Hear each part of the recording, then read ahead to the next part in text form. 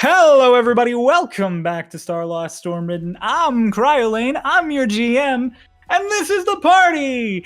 All right, we're gonna get right to it today. Last time on Starlost Stormridden, we were back under the Great Lake of May, as the whole group had split into two parties, two little groups.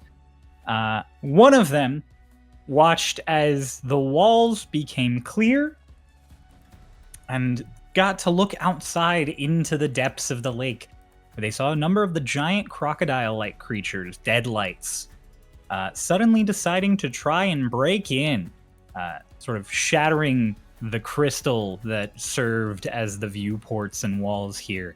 William Black stayed in that room, sealing it off as it was breached, while the rest of you rushed off to the other group, which was in a room with a number of hatches, which you guys later found out to be hangar doors that were letting in a number of Nothos and Deadlights. You guys engaged in combat with the Deadlights and the Nothos, and you came out successful with a little bit of help from Squad 12 and a lot of teleporting from one side of a wall to another. You guys decided to get out of there because presumably the place was flooding, but not before Vane took a brief moment to grab a bunch of papers from a panel he spotted in the wall. Unfortunately, because the walls were see-through, one-way directional, he unfortunately was spotted by everyone as he stole these pages. He did end up playing it off by giving them all to Bella to put in the bag of holding, simply stating he was grabbing them for preservation's sake. You guys all escaped and managed to seal off that section of the ruins the best you could to allow the water to fill that and not get up to you. You then proceeded back up to the higher level of the ruins, on the lookout for whatever it was that had previously been attacking Nothos before you came down here, finding several of them dead, cut apart the same way that guy you found in the deep tunnels was, with the connection now sort of formed between you guys finding a piece of Runava's hairpiece and some creatures ending up cleanly severed as if by piano wires. You had a quick discussion about maybe something is following you, because 2 times is quite the coincidence for that specific set of circumstances to occur. The current leading theories are that it is somebody who wants you to get a piece of the hairpiece and is attacking things that are that are dissuading you, or that it's Nash who is following you and trying to make you afraid and keep you on edge. You guys get back to the tiny hut up near the camp in the upper ruins and report to Delgado, who tells you that you will be able to head back to the beach and that Cersei is waiting there to take you home. You guys have a rest where you pull out those notes and translate them, as well as copying them into Vane's quick copy notebook.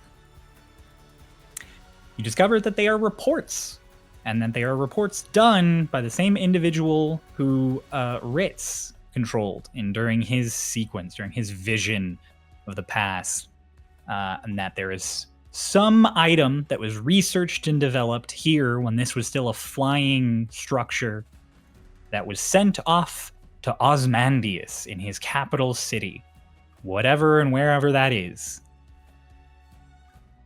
Figuring it probably ties into the light you guys see at the end of your visions, you decide to hang on to that and discuss it more. You also have an old ancient map showing how the continents looked before they looked like they do now. And then you guys kind of split up, with William Black taking the researchers and teleporting seemingly just straight back to Cloud Breach, while the rest of you are going to head up in the diving bell and go to the beach. But before you do that, you decide to take one last look at Beck, the giant creature outside contained in these ruins. You turn up the lights, expecting to maybe not see it. Maybe it had escaped because of the thing you activated previously. Or maybe it was still there. And it was still there, but it was a little more loose now, with the chains on it having relaxed. It stared back in the window, face almost pressed to the glass, at all of you, giving you a deep, deep sense of dread before you watched it stir up all of the silt, and then you saw its silhouette through the sand smash each of the lights on it, leaving it again in darkness to be left alone. You guys had a brief moment of coping with all you'd witnessed by dipping your feet in some algae and seaweed and muck, and then you headed back up the diving bell and proceeded to get on a boat to the shore, where you waited for some food. But while you waited and looked up at the sky, Ritz cast augury, asking if you should go back down and try and deactivate whatever had loosened Beck's chains. Got a response of weal and woe. Doing so would lead to good and bad. As you looked at the sky for the answer, because it came in the form of shooting stars thanks to his magic item, you all realized the strange thing that you were uncertain of in the vision from before, the itch in the back of your brains you just couldn't shake, that something in that vision was wrong. It's because in that vision, even though it was daytime, you saw the moons in the sky. And that was the problem, because Starloss only has one moon. And it only ever has. And that was the moment we ended on. We are going to come back in with all of you in that moment of shock and realization. Nothing has been said yet. You're all staring up at the sky. And as you're sort of processing and you're all coming to this conclusion, a voice breaks this moment of quiet as quick hand claps, and then for some of you, the familiar voice of Cersei says, "Hello, hello, Squad 13 of the 15th Corps and Squad 12 of the 15th Corps. Good to see some of you again. Good to meet some of you. Less good to see some of you." Kind of glances at Vayne, and then just, "Glad that none of you died." That one is true. I am glad that none of you died. Thank you. Yeah. How are you all feeling? Have any of you started to get the bends? The what? What? You feel an uncomfortable airiness in your chest, and then faint. Your head gets a little light. None of you? None of you? Her fingers go over to check all of you, slows down over Vayne for a second, then keeps going. You're all fine, right? Nothing to do with Just the bell, that's for damn sure. yeah, more general lumen sense of dread. Oh, that's fine. That's called being an adult. All right. I think you'd all be used to that by now. Regardless, and she kind of claps her hand. She turns back to where there are a few people coming over to bring you all food. And a couple of people who already have sandwiches in their hands, including one, comes walking up as Tucker approaches the campfire. Oh! You made it! More like you Oh. made it? I told you they'd make it out. We wouldn't have to go in there. He was very, very eager to go down, actually. I think the fact that you finished before the bell was ready might have hurt him on the inside. It's not true. Complete lies. Howdy, Mr. Tucker. Well, hello there, Bella. It's good to see you again. The sandwich is great, by the way. Oh, A bunch of the researchers start handing them out to all of you.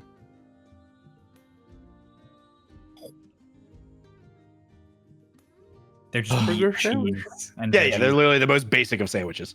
Yeah, burger sandwich. basic cold cuts.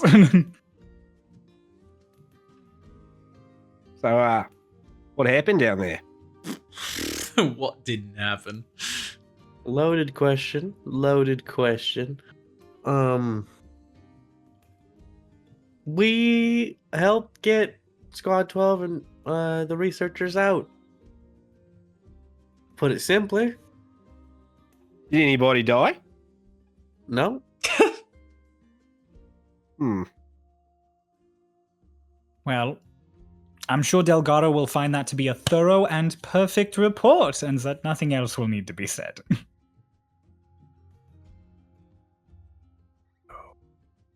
Not true. It's okay, though. You don't have to report to me and Tucker. You have to report to him. So, Yeah. Yeah. Wait, who died? Nobody died. no one. No one.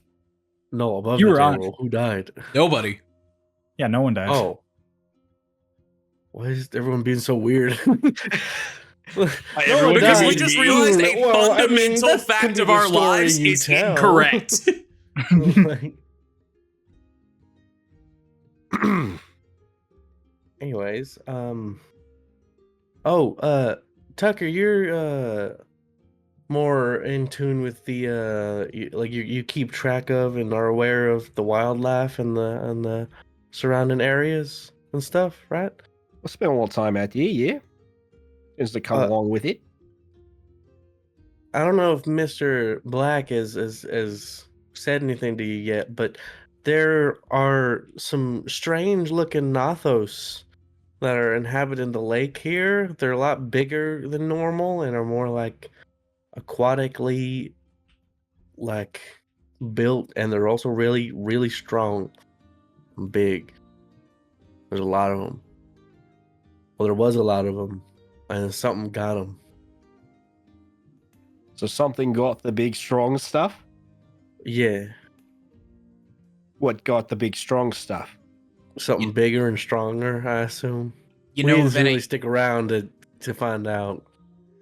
any creature that could, just bisect something like it got cut with piano wire?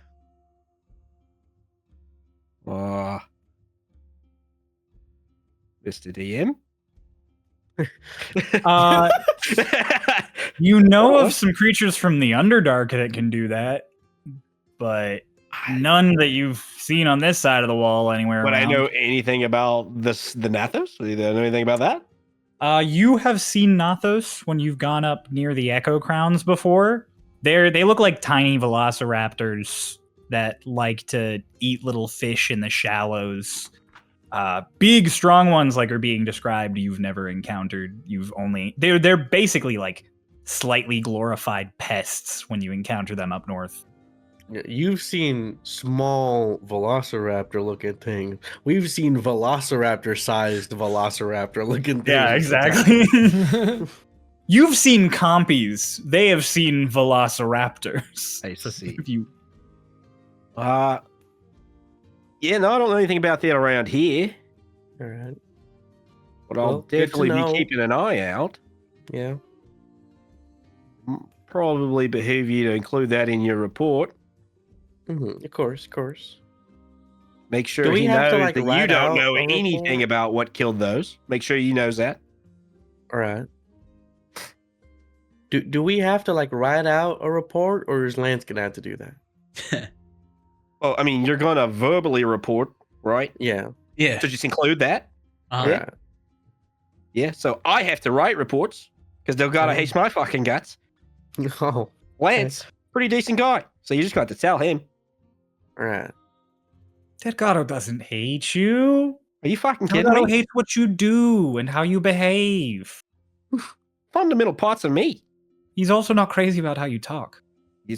We just keep adding to the list. Yeah, but you're fine. You're in I see. denial. Oh no, it's not denial. I'm bullshitting you. Delgado hates your guts. No, I know that. I just said If that. you weren't so good at your job, I think he'd have sent you back to the other side of the storm wall 20 years Aw. ago. You think I'm good at my job? Yeah. You I said do. it. You can't take it back now. No, I do. I think you're good at your job. I recognize effort and merit where it stands. Yeah, I try really hard all the time. That's not true. I will call that All out. the time. All the time. You're not there. You don't know. Is everyone ready to go back? Yeah. How did, by the way, Cersei? I don't think we've gotten a chance to speak since we went off on the mission for you with the merchants and the such. Yeah, you haven't. You got the reward, right? Lance brought it to you. Mm-hmm. Thank Okay, you very good boy. much. Those lanterns have come in quite handy. Yeah. They're useful. I think most Stormridden should have them, especially if they don't regularly have access to detect magic. Also, they're just Mhm. nice lanterns. Good mood lighting. It's true, they are. And I hope everyone from the merchants are doing all right. Poppy and them. Poppy said you were all phenomenal. She did say one of you managed to burn through basically your entire allowance gambling, but that you made it back. So, good job. Thank you. All right, it was that one. Okay, noted for future. All strategy. Oh, yes. All according to Kikaku. I don't know what that means. I don't know what that- Well, I'll be teleporting you all back via teleportation circle, so I am going to draw one out and open a portal back to the apropos tower, and then you are all going to run through as fast as possible, because it can only be held open for a few seconds, and I do not want to be doing this twice. Sounds good. Okay. Perfect. Tucker, do you want to ride back to the city, or do you still have business out here? Yeah, no, I'll come with, but if I'm holding sandwiches, will they go with me? Yes, it just teleports. I grab 2 more everything. sandwiches. All right, cool. Okay. That's just shakes her head as she goes over to like a mat that's been laid out, and she starts just drawing the teleportation circle on it. After Also, I like, see that Cersei doesn't really mind that he took 2 more sandwiches, I take 2 more sandwiches. Also, we were here forever. You didn't think to like pre-draw the circle? Well, here's the thing. We're here next to a lake in a place where it gets very humid, and I'm drawing this with chalk. So I didn't want to draw it 4 hours ago and some of it to fade away in the meantime, because then I have to fix it, which is arguably way more annoying than just drawing it. You're the expert. Magic is expensive. If you like Look. embroider it on the mat, Oh, Wouldn't you just work. roll the mat out. It's always there. Wouldn't work. The circle has to be in a singular location, and unfortunately that location seems relative to the planet, not the object it's drawn on. Dependent. Can someone else draw it for you? If they knew how. Yes. It has to be the same pattern, though. I could make a permanent one, possibly. Yes, you could. Somewhere. We have a permanent one in the apropos tower, and then some of us know the pattern and can draw it to go back home.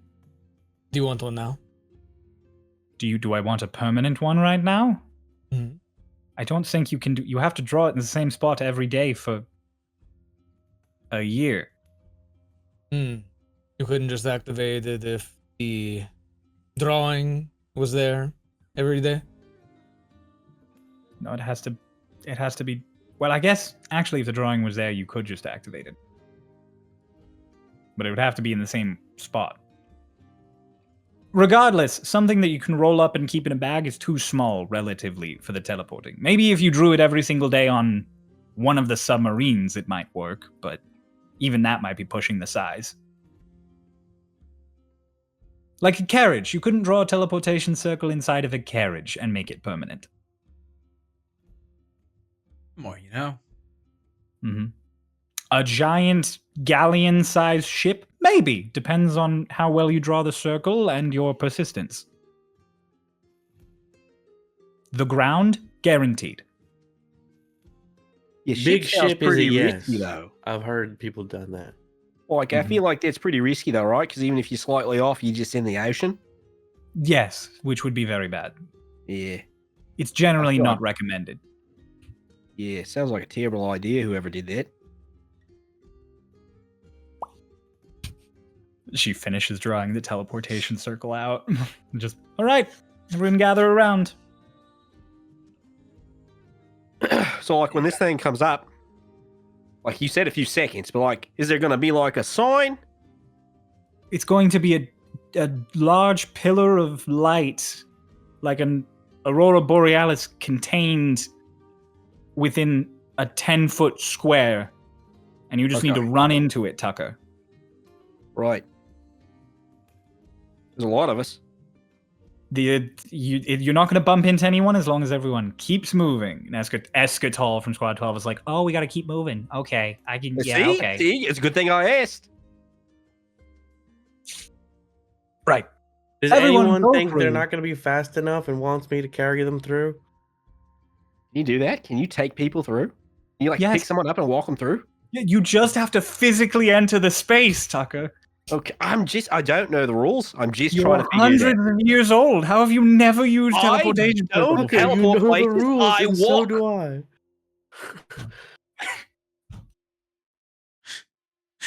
Walking is overrated, We're Tucker. no strangers to love. Vane is just I know I'm standing not. at the edge of the circle, and every time Cersei's like, "Okay," he like you see him kind of like lean forward a little bit, like, "Okay," and then somebody says some shit, and he's like, "All right." All right, I think I got it. I think we're good. Count of three. Count of three, and then the word go before anyone asks. On the word go, you run in. Always a pleasure seeing you, Cersei. Vane. You'll like me one day. We'll see. She chants something and holds her hands out, and it seems like these silver threads like appear, and she weaves them around her fingers until they form a shape in her hands. And then as she finishes her chant, she goes 3, 2, 1, Oh, go! is that pimento cheese? And it opens. I'll run through. As you guys run in, you guys are out in the Apropos Tower, but you are not down in the depths where you were previously. You are in the Magic Guild. So that space you saw previously with the massive projected sky that changes the weather and everything, you run out and you are in one of those spaces that was off to the side with all of those runic circles that you saw drawn on the floor. They're teleportation circles. So you guys all pop out. Squad 12 pops out along with you, and then the Borealis flickers out behind and dies. You all realize that you are short 2 people. Tucker and Cersei are not there. Tucker long got in pause. trouble. I guess they aren't strangers to love. And then the portal opens again, and almost pushed through, Tucker comes with 3 sandwiches in his hands and extra like cheese dangling from his mouth. Well, all I'm saying is, goes a lot faster than you think it does. I thought I had the time. Cersei steps through and just... You're walking next time. I'm just saying, it feels like you have more time to get through it. You don't have a lot. You have like 6 to 10 seconds, Tucker. Which is why I know said now. run. I'm aware of that now. You were the third one off of the first submarine, and you didn't know. We didn't teleport here. I'm going to go to my office. All of you, Delgado's in his. Have fun. All right, I'll see you later, Cersei. I'll see you later, Tucker. You're actually quite pleasant, as frustrating as you are. Everyone, feel free to stop by the Owl House if you ever have time or money. Preferably both. Sounds good. She just does a really actually pleasant wave. Like her attitude immediately switches from being like, God damn it, Tucker, to being like, all right, whatever, I'm leaving. Goodbye. So did anybody not get a sandwich? Because I got some extras. I got mine. Did Zervi get one? I feel like Zervi's most of the way through eating Runava's sandwich. Yeah. Yeah. Rook has one. Did Zervi But get it one? just went Zervi through. popping out with cheese in his mouth, just. Oh. Why just cheese? Is he deconstructing it in there, eating Yeah, it he layer eats it by piece layer? piece. He's ratatouilleing it. Ew. He's got to save the best for last. He's excavating it. What were you saying, Crow? Rook was given one and just threw Oh the yeah, Rook has been like aisles. ripping it apart piece by piece and just feeding it into the bag. See, he makes sense to eat it layer by layer. So, Ah. do you think Delgado's gonna like the report? I don't think he What do likes you mean? anything that we give to him. I mean, to be fair, you're giving it to Lance, right? Or are you giving it to Delgado straight? We gotta give it to Delgado. He's the one that sent Oh, us. that fucking sucks. Woo! I'm gonna be there for that one, I think. Wait, but why is this a bad thing? I don't really understand. Because we were already kind of in trouble for complicating things, and then we went on a new mission, and we just added more complicated things. Well, yeah, but he sent us on this one. So he can't really be mad. If we I don't think he's going to be complicated mad at us. I think it will just be a general rage against the planet. a mission.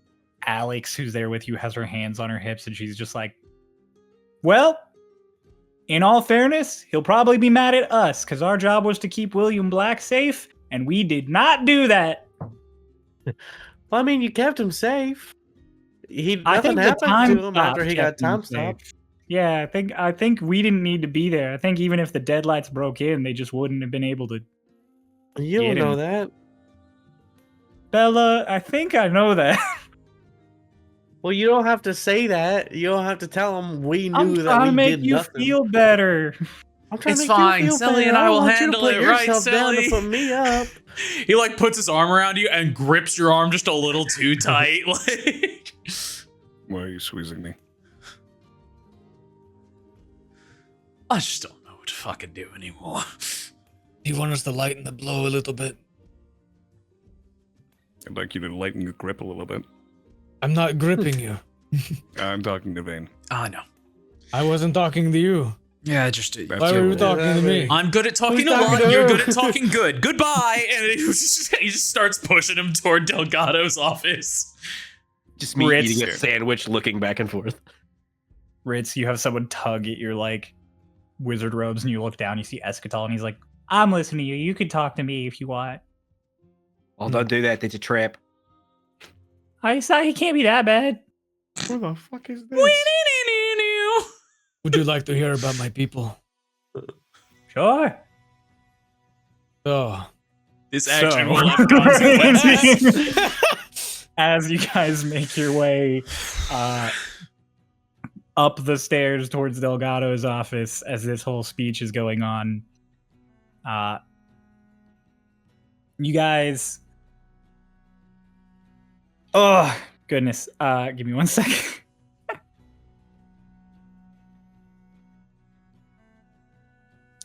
You guys head your way up the stairs. As you are going, you do in fact pass the office that you know is Lance's here in the apropos tower, because he has one that is here that he shares with several others.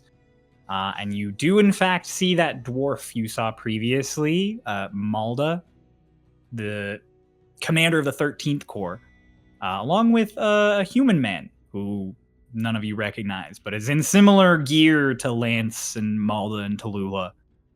So, Tucker, you'd recognize Otto. He's a member of the 14th Corps. He's their commander. So he used to be a member of the 3rd Corps. So they all give you a wave as you go by, and Otto is just like, Tucker! How's it going, Otto?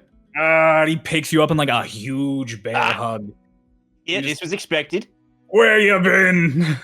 Where haven't I been? Better answer. shorter answer. Actually, don't tell me anything. We'll be here all day. I've got paperwork to do. Oh. You're the problem squad. Oh, is that what they're calling them now? Wait, which one? Yeah. It's a good name, guys. What have you heard? Wait, which one of us is the problem squad? There's 2 squads here. Oh, he points at he points specifically at Vane. He's like, I know there's a purple one. Oh. You're Lances, right? Well, you're both Lances, right? If you're both Squad 15. Yeah. Or Core 15. Yeah. You want a Like, all right. sandwich, Otto? I fucking love a sandwich. She takes it. Don't worry. Is Lance the one You that guys calls us don't the problem actually- squad? No, he doesn't. Tallulah does. Oh. She thinks it's funny. You give Lance headaches. It's okay. Poor Lance. Every core has 1 or 2 squads that end up going on way more adventures and being more, exciting than the rest. Lance is just new, so you're a problem, quote unquote. It's okay. All right. I remember back Core 4 came along. They had 2 squads. One of them, half of them, dead in a week. Oh. Well, we're not dead. You're not that big of a problem. We had Core 5. Those motherfuckers couldn't get along for anything. They got in fistfights. Bunch of them live in Haven now. I mean, to be fair, every time we add a new core, that additional core is always the worst. True. Just gets worse all the time around here. That's why we know Tucker's the best. He was here first. You know just what to say to get me going, Otto. Yeah, I do. All right. Well, best of luck to all of you. Just- Malda, who has said nothing, just goes. And then as Otto leaves, she just closes the door. She doesn't say anything to any of you. She just closes the door. You continue the rest of your way up to Delgado's office, where the doors are opened up by whoever of you is at the front of the group. And you're immediately met by none other than the man himself, who is sitting there going over a bunch of paperwork. As expected. I think that's what you've seen every time you've come into Delgado's office, unless he's actively talking to someone.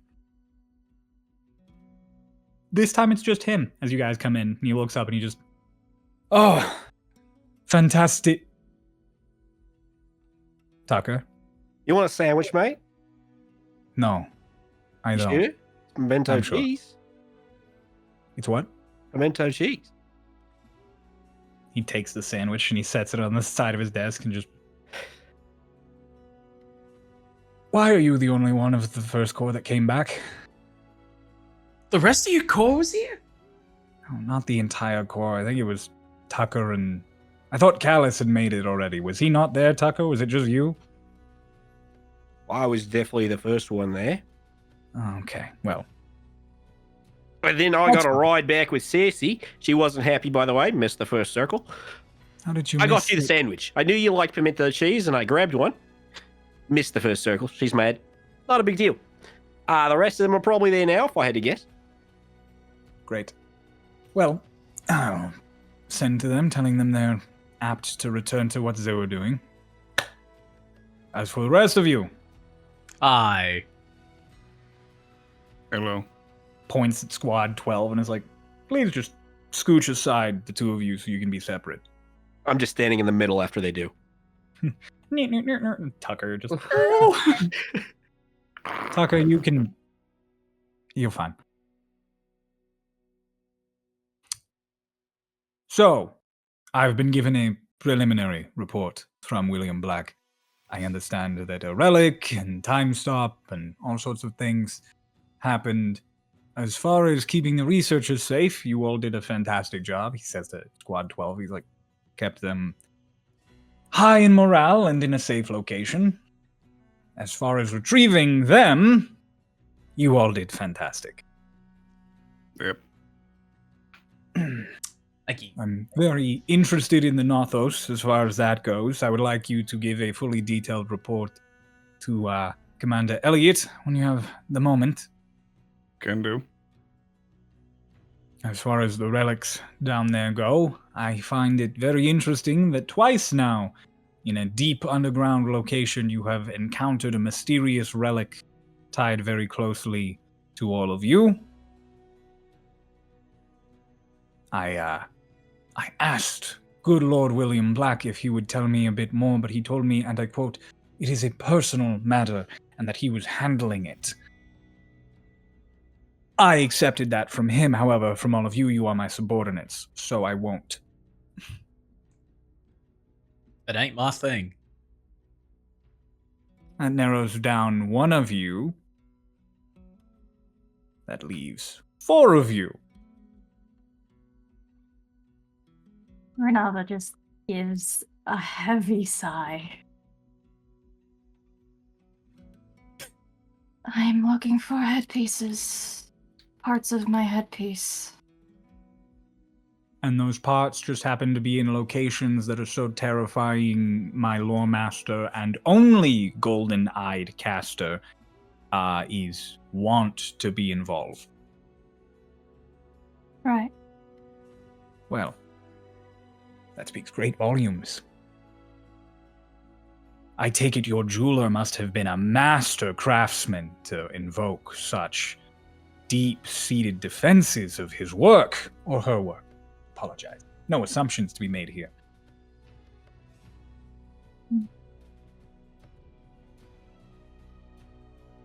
I understand that everyone who comes to this side of the wall has their own reasons for doing so. I take it from what I've managed to gather through context, clues, and observation that is yours. You'd be correct.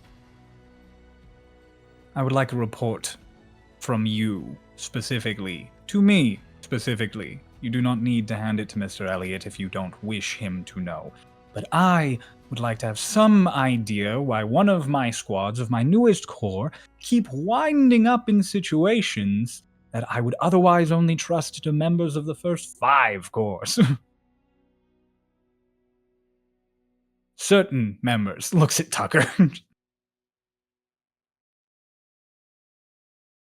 You wound me. You enjoy it. Wait, so he wants a He wants a report from you about the headpiece. right now? No, he said a written report. Okay. Yeah. Yes, right now. Right now? Writing out an essay right now. Start Everyone's speaking. gonna stand Right here and watch now. you write this report. Yeah. As far as the entire situation goes, what I have gathered from the researchers in William Black is sufficient for today. I'd like all of you to give me your best words that you can in writing so that I don't have to have this whole long conversation with you. Tucker, I don't want your report in writing. I want you in my office in the morning because I do not trust anything you write. Yes, Vane. This just feels too important to not say Mm-hmm. out loud. The thing that was at the bottom, its chains are looser now.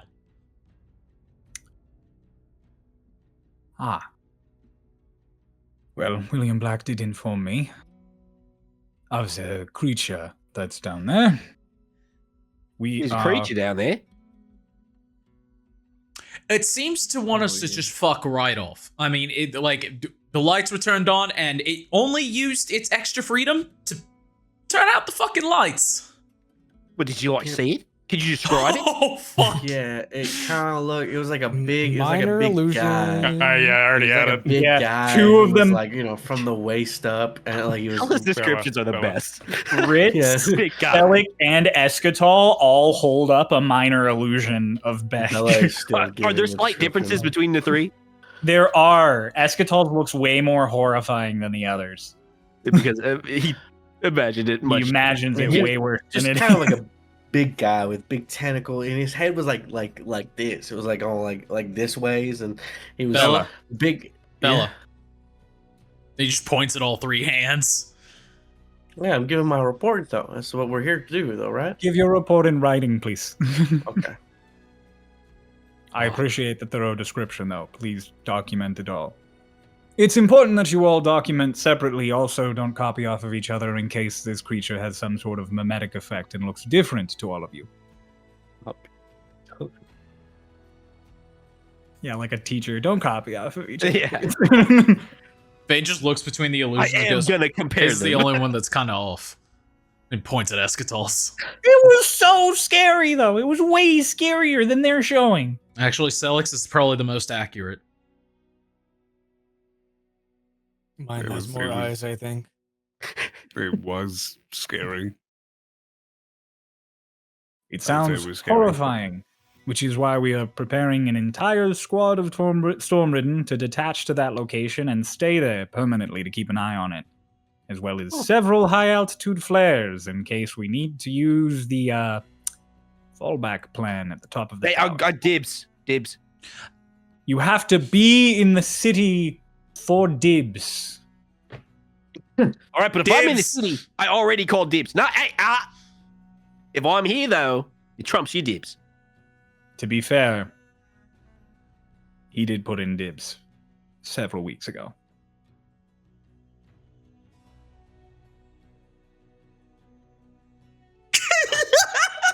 I'm sorry, the idea of Delgado straight up respecting this request that I put in. It's mostly because it's Tucker that's asking for dibs. Otherwise, Mr. Tucker, it's all right. If Tucker Thane just isn't here, mumbled. then you have dibs. that's true. Fire the If gun he's if you not don't have here, hands. it's all yours. If you're not here, it's all his. If you're both here, fight over it.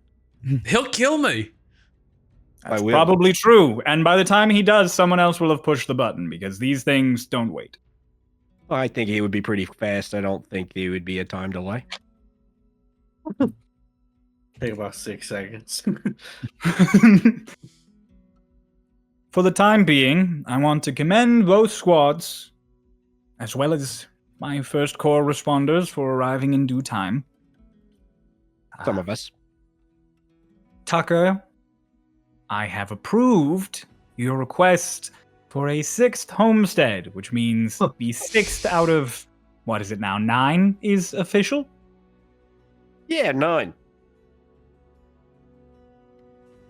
Perfect. As far as Core 12 goes, you will be given a bonus for your quest completion. As far as Squad 13 goes, your matter involving the Tide Striker will be resolved in due time. As well as I will remove one of your 4 demerits. Thank you, Mr. Delgado. Captain. I'll have Lance keep you up to date on information and when you're allowed to leave the city. In the meantime, Squad 12, you're free to go. Squad 13, one of you has a very special guest. You have a family visit. She's likely waiting for you at your home, as I told her you would be expected sooner rather than later. Tucker, I think you should tag along with them. It's a face you will be familiar with. Don't worry, it's one you enjoy seeing, not mine. I don't know any of these guys. Oh, you don't, but you know who they're going to get a visit from. I believe it's a shared grandparent. Gams, is Gams here? I take off. He doesn't know where you live. Someone follow him. Oh, I might. I also. I go after Tucker. Runava Where were you go- surprisingly who- quickly heads out the door. Runava, who's your grandpa? Grandmother, Who's your grandma? you'll see. Oh, Yep. I thought it I was guess my we'll wife. see. Oh my god. why would it be? Why would it have been your wife, Ritz? Everyone get the hell out of my office. Delgado. Thank you, sir. Thank you for removing one of our strikes. I appreciate it. Don't thank Please me. have a good Just rest of keep your up the day. good behavior. Mm-hmm. Will do. Thank you. You guys all head out. Tucker went down the stairs. You all remember that there's an elevator. So you all get down to the bottom as Tucker is down the spiral stairs. up? Tucker, at some point down the spiral stairs, it clicked to you. You don't know where they live, but you have ways of finding Gam Gam. So you're like, I'll find her once I get to the bottom. It's fine. But then you see them coming out of the elevator. Where do you live? Follow us. Follow An us. apt exchange. Perfect. Like, You we guys tell all my head home. address while we're all running the same way. 1, 2, 3 Baker Street. Yo! The one with 1, the 2, hole 3, in worst it. house on the road street. You guys head home at a brisker pace than usual. As Tucker is trying to speed walk / jog the whole way, and even Runava has speed, which is very unusual.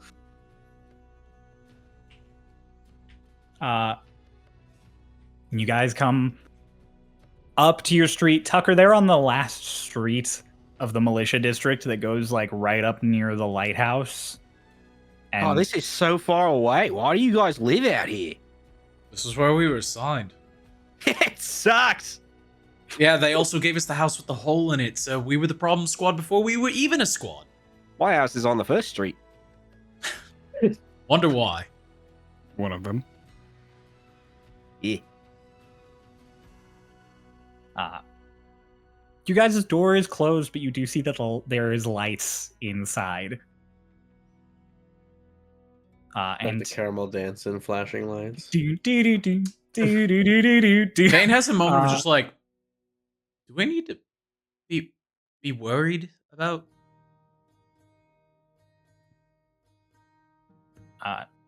Tucker and Selic, you catch a smell before you guys get up to the door. It smells amazing. It's sweet and gentle and kind of like cinnamon. If this is a trap, I'm about to be trapped.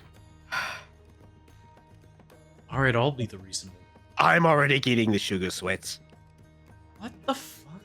What is happening? One of you opens the Diabetes, door. no! I don't know who. Thaumaturgy. Selic- As soon as he smells it, Like, thaumaturgy. He's thaumaturgy, the door open. You guys go in. There's someone like kind of leaned over your stove that's in the corner of your kitchen who just immediately stands up and turns. Just this beautiful elven woman that several of you recognize immediately at a glance. Tucker, you obviously recognize Gam Gam. Gabs! Runava, you recognize grandmother. And Bella, you have seen her a few times. You recognize a frequent sort of ambassador to both the Westwood, the Star Elves, and occasionally Shadestep. You know her by the name Arlashna. And so you all sort of have your moment as you step through and react. And she's holding up a pan, and inside it, it looks like this pan-baked cinnamon pastry. And she just, oh, hello! Hello! Lovely to see you all. Come in, come in! Bella immediately, like on instinct of respect, gets down, like does like the on the one knee, like respectful pose, What are you doing? like a soldier. I start smacking your shoulder. Get up. It's weird. Oh no, yes. Dear, stand up, stand up. Vane sheathes the dagger that he had again. I'm you in your royalty? home, you don't need to kneel to me. Yes, ma'am. That wouldn't Right. have done anything, by the way. Do they?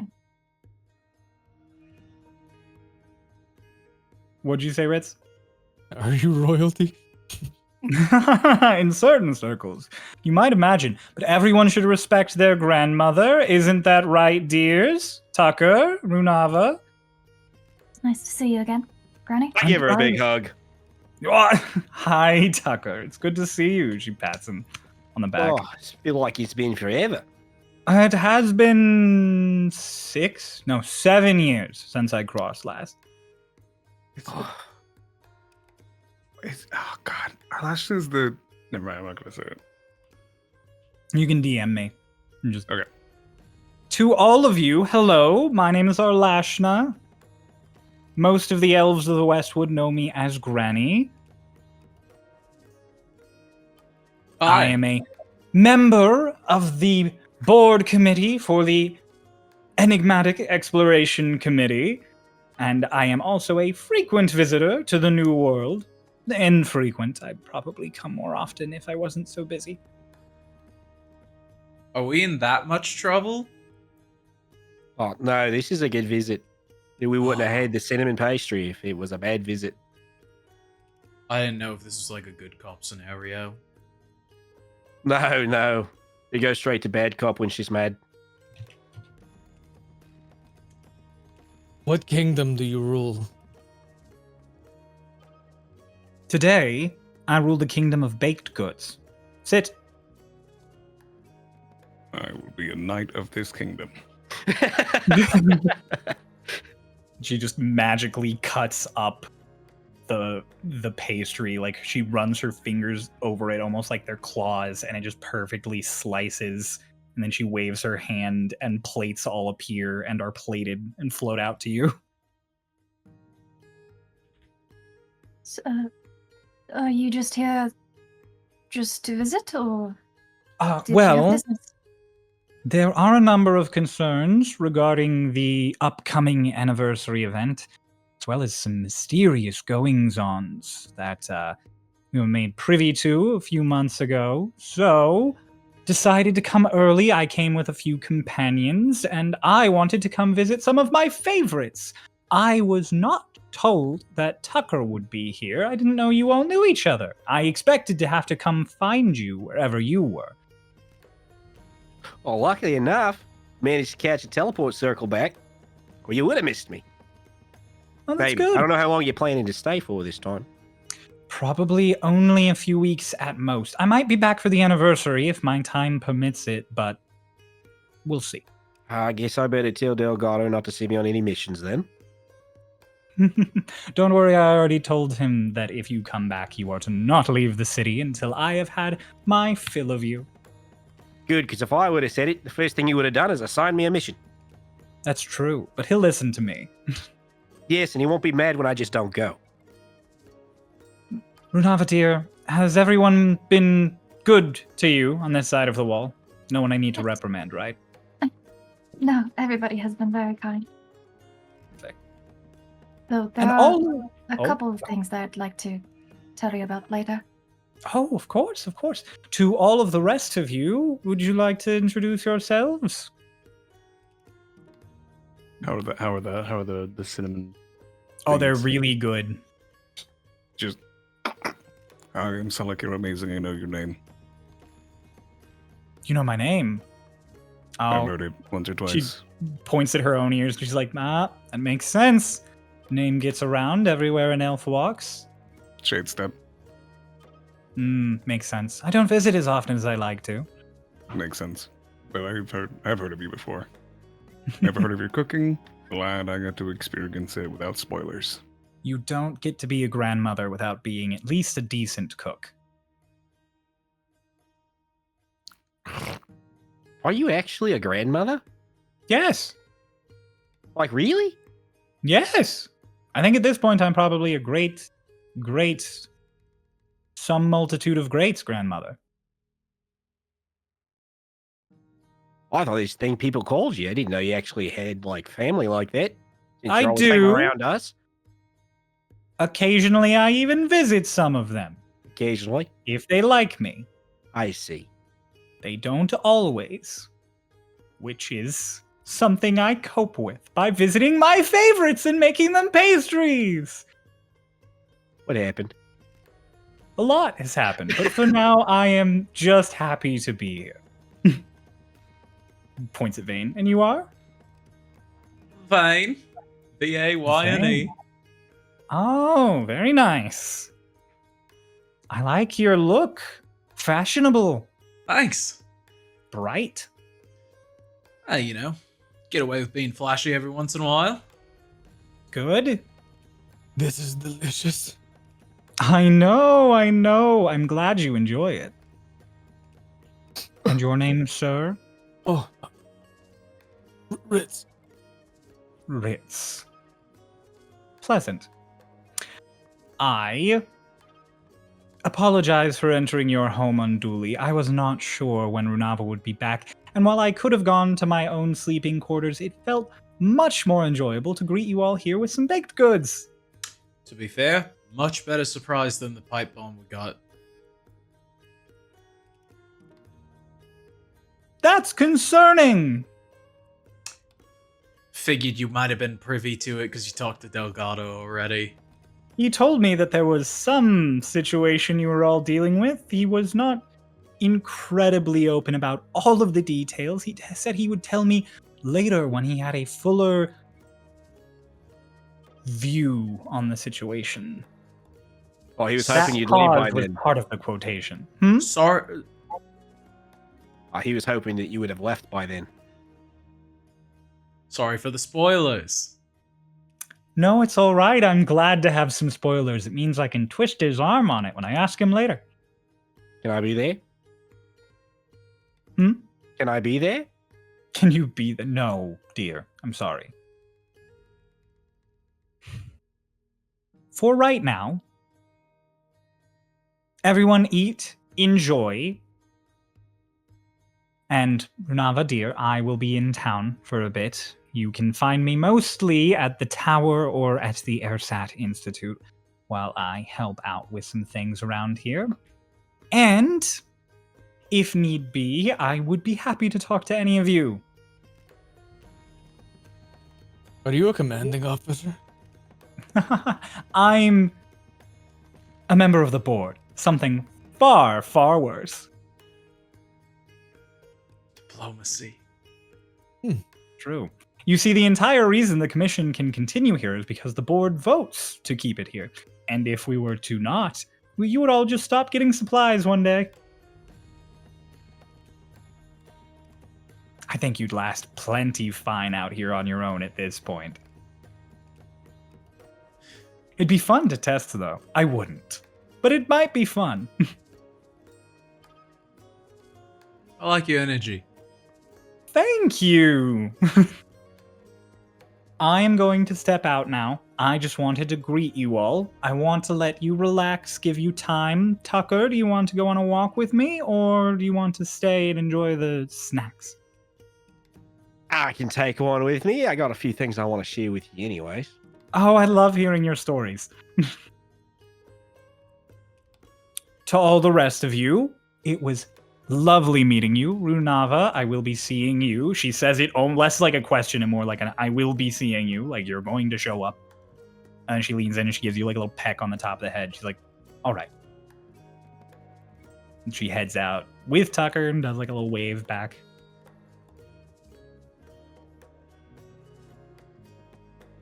That was a whirlwind conversation. She's like that. She's wonderful. Yes. Intimidating and pleasant. What were we eating again? What did she Like make? a cinnamon thing? Yeah, I just heard cinnamon. Like a crumb cake, I guess? Cryo. It's like a cinnamon crumb cake. Let's go. I was on it. Probably should have asked if there was eggs in it. Well, I'm going to bed. I'm going to die. Hey. I have eaten eggs. That makes Ritzarians explode. Okay. Well, Good night, Ritz. what Ritz time is goes it? It's to oh, yeah, it's down. night out right now. It's nighttime. You guys have also probably like... Oh no, you would have gained an hour, so it'd probably be like an hour earlier now that you're back here. Nice. But still late. Yeah. You're talking like 9 o'clock after a long day. Mm. That's a lot for somebody Ritz's age. Yeah. Unless you all feel like talking. I've had enough. I've had enough of today. Let's just hope we get Lance in tomorrow to give us our payment. So I have a great question, actually, but actually I do have one thing I want to talk about. Hey, where are the other moons?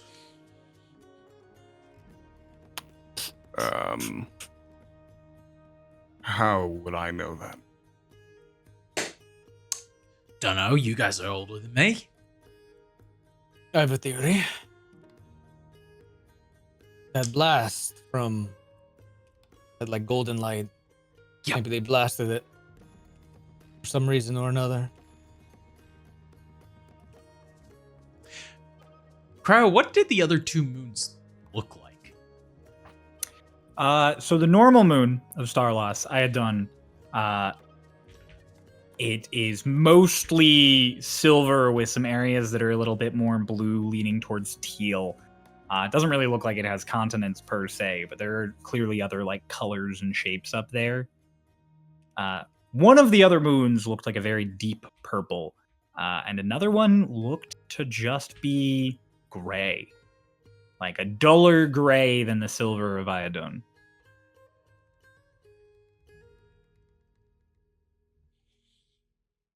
They both, one looked much further away and another looked slightly further away.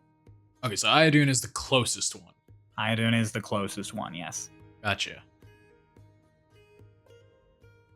That's possible. Seemed like a powerful, capable kingdom. Lots of magic that I might not really recognize very well. Actually, the hidden one from that one guy.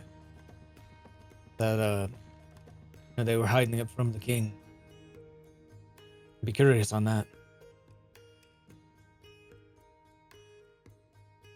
Okay. We could study history. Considering that none of us knew that this moon was ever missing, and every history book I've ever read has only mentioned one moon, I have a solid feeling might not be in the books. How many history books have you read? At least 3. At least 3. Some were more revisionist than others. It doesn't hurt to try. Well, do we know, or just above the table, I'm forgetting, if we know that William Black saw the vision as well? He did. Yeah, So he and Squad 12 all saw it. yeah. So maybe we should, if he hasn't figured it out already, let Mr. Black know, like, hey, by the way, I don't know if you noticed, there's 3 moons in the sky there. I don't know if you know anything about that. Can certainly ask him once he's back. Yeah. And maybe give him Well, a you all date. do know that he is back. in Sorry, He the got back before us. Once he gets a chance to decompress. Mhm. Once he's back mentally. Hey, yeah. Maybe we should prioritize more headpiece, giving us clues to other things. I think right now we need to prioritize survival. Yeah. Speaking of that, then he turns to Runava. I understand, whatever it is, deep-seated, probably some real emotions going on there. If you have any idea why these exist, what the fuck is following us around, I'd really like even an inkling. No clue. But do you mean that? Insight check. Oh.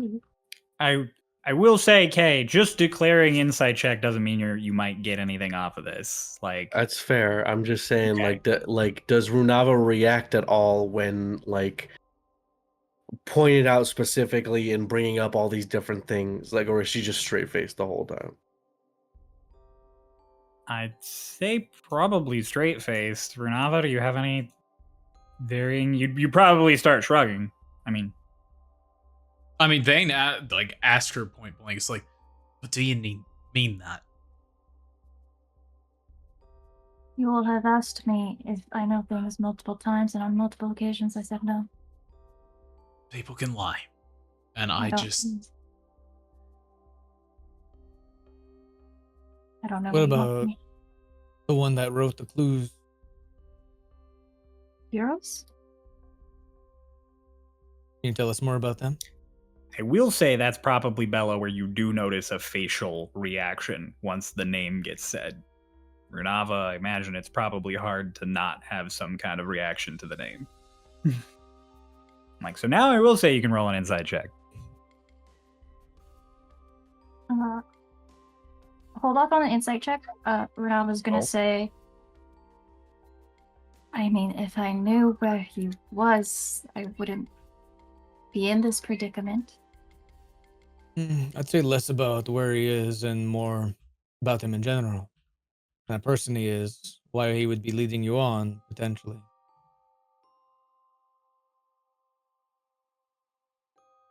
There More a importantly, path? why the fuck he knows about us? Scrying, probably, but I don't know about the extra information that he has. I mean, he called you a giant with a heart of gold, and that's pretty obvious just by looking at you, but the amnesiac that could change the world. I You don't have know how that you would piece know of that, metal, right, from the thing, the basin? You right? you burned off. Can I see it? Sure. I'll pull it out and hand it to you. I want to inspect this, especially because I, you know, have a lot of experience with carving things and also proficiency with smithing tools and, et cetera, et cetera. A lot of experience with metal and cutting. The words that are carved into this thing, into this piece of metal here, does it look like it's been freshly carved within the past week or weeks or month, or does it look like it is as old as the metal, like it's been set in here for a while? I'll say you can definitely make some stuff out just at a glance, but also make an investigation check, and I'll give you advantage because of your proficiency with smith tools.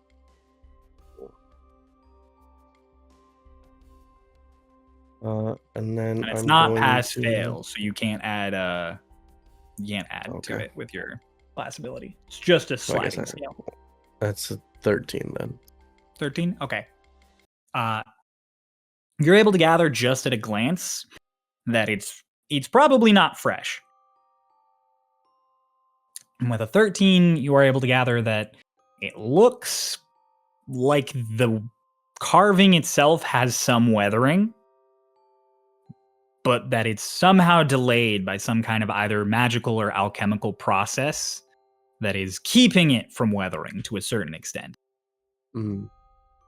How old it is, you're not able to exactly narrow down, but you can tell that it is, at a glance, just enhanced normal steel. It's not some special ore or unique crystal or something like that. It is just a steel structure that's been magically made to withstand the elements a bit.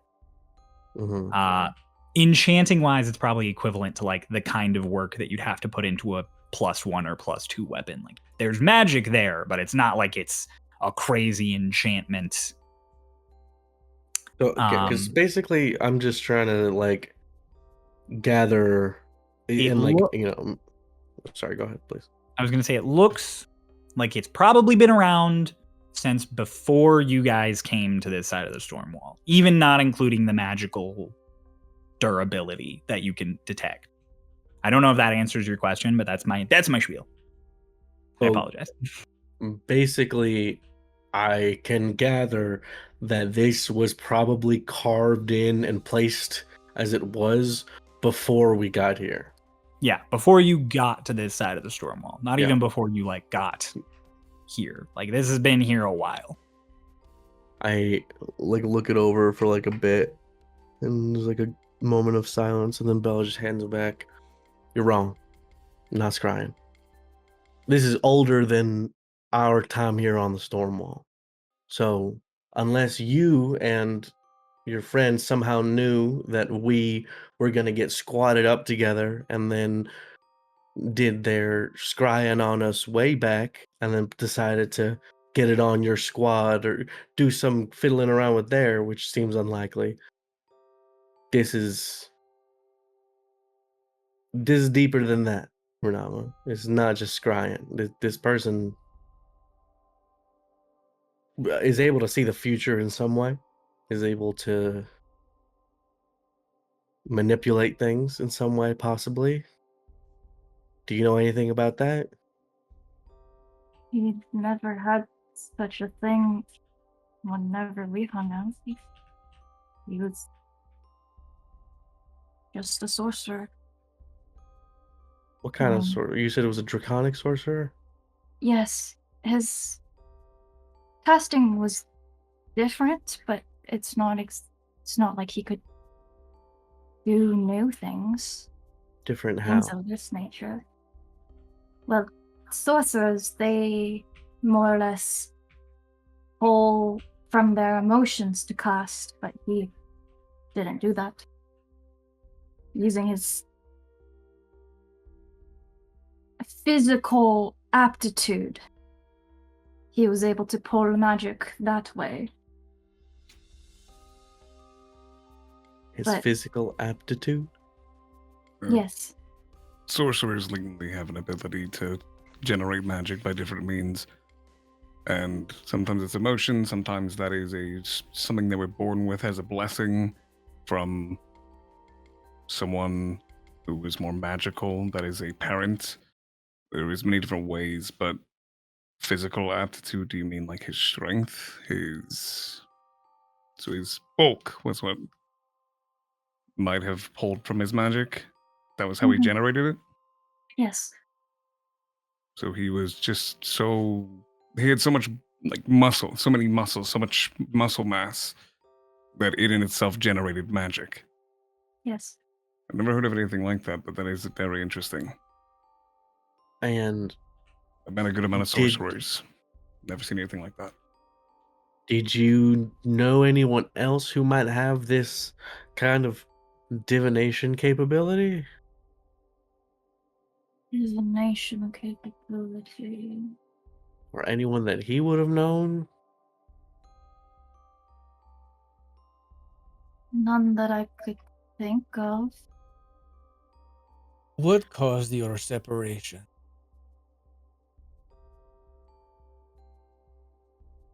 Like, did he take the pieces from you? No. Sneak him away? No? Just went over? Lost one day? Out of nowhere?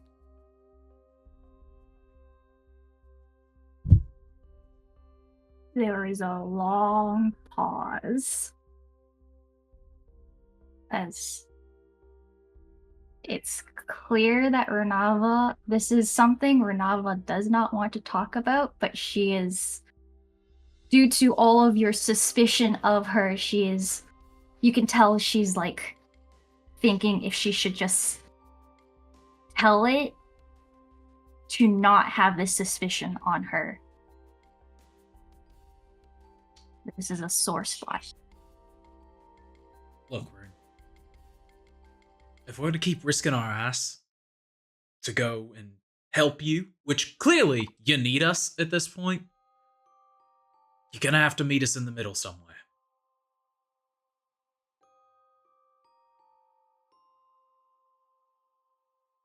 And so You- me not knowing the information that you are requiring from me is me not meeting you in the middle? Me not telling you that I was ripped from my home is me not meeting you in the middle? Me not sharing sensitive information is me not meeting you in the middle? Runava, I disagree with Vane. I will say, I'm not pressing you on anything. More or less, the sorcerer conversation was intriguing, but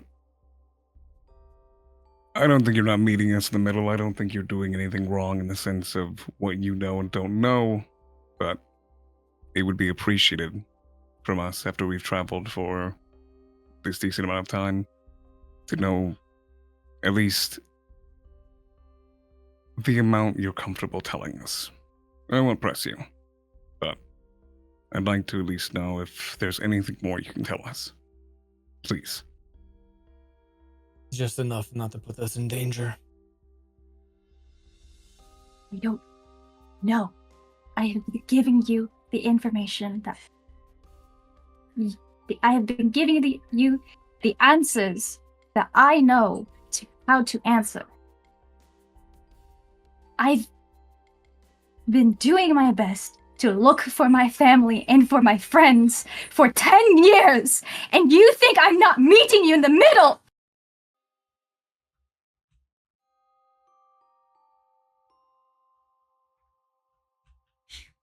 I'm doing my best here as well. I have been on this for much longer than you guys even fathom.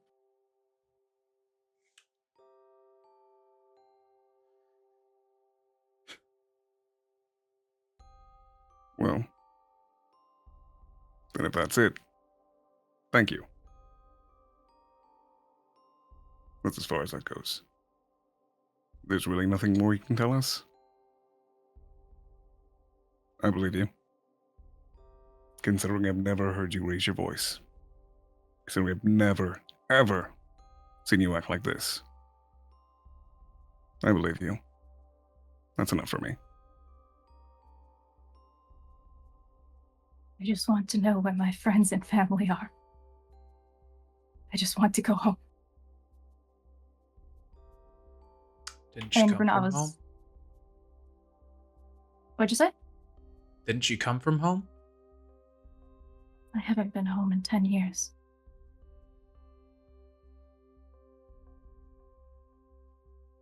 I'm going to go talk to my grandmother. And she leaves.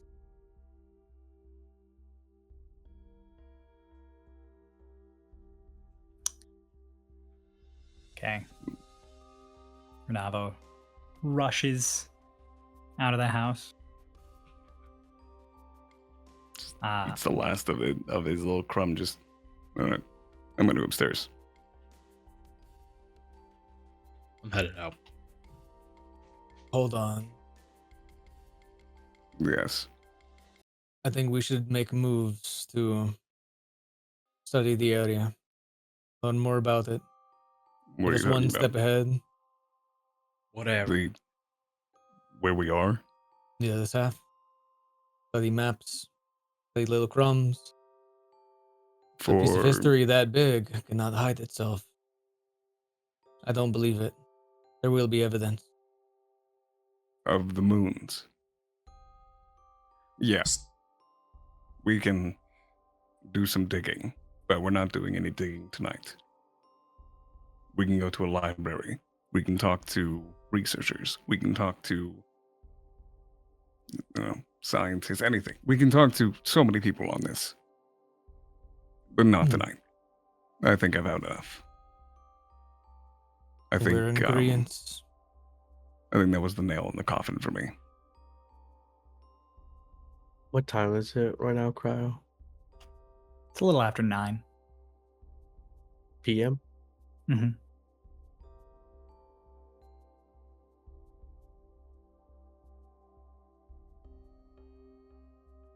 Sally goes upstairs.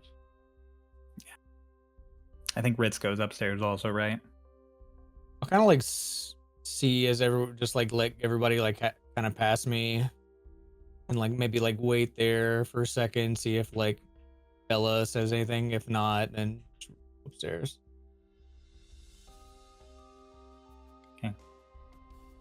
So yeah, I- Bane goes out the front door unless you say anything to him first, Bella. No, he leaves, and then a couple minutes pass. Bella just sits there alone. And just starts walking out the door, the front door, and just looks back inside, looks back out, just, oh, fuck the buddy system, I guess, and slams the door closed and leaves.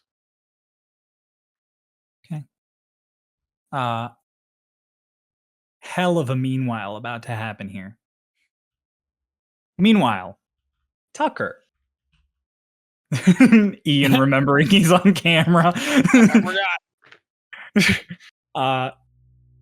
You and Arlashna walk down to your house the entire way you're talking to her about your most recent excursions.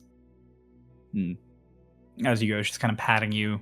She's like, it's very interesting. You get up to so much interesting things here. I know. I'm so glad you offered it to me, to be fair. Well, of course. It was boring Yeah. on the other side, you know?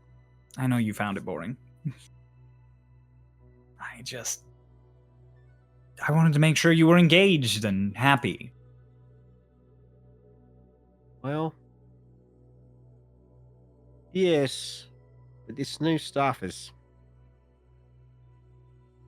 It's not just going to be a conflict between people, unfortunately. Oh? Just the signs are there. It's going to be more than that. It's going to be an ecological impact. Just don't know exactly how. Delgado told me you were tracking someone. Yeah. I don't know what they're doing exactly, but it's definitely working up the wildlife in the areas, I'll tell you that. Do you need me to get something prepared to clean their systems, calm them down? I did take a sample if you don't mind taking a look at it. Absolutely! Love samples. I reach into my bag and I just pull out a glob of that plasma stuff. It's not like in a tube or anything. It's just a glob in the bag. Takes this, like, clear bag from you and just... Oh, it's not in a bag. It's just a glob in my hand. It's just fluid in your hand. Yeah. Yeah. She just... What? And there's, like, a test tube. She just holds it out for you to pour it into. Oh, I didn't have anything at the time I collected it. I'm sorry. Did you just keep that in your bag of holding floating around? Yeah, but I knew I could just grab it when I wanted it, you know? You don't know what it is. Yeah. So I put it in the bag so we could find out. Tucker, darling, please. I don't see the problem here. Okay, I mean, I guess as long as you just touched it, it's fine. But Don't taste it. Tucker, what did I just say? I just said not to taste it. I'm not saying I did. You're saying don't.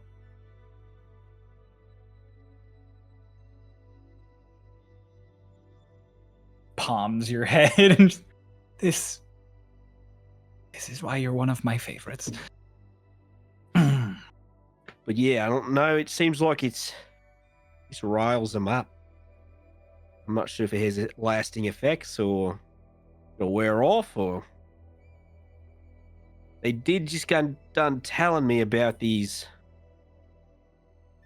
weirdly large snothos up there when I was up there. I don't know if it's the same thing.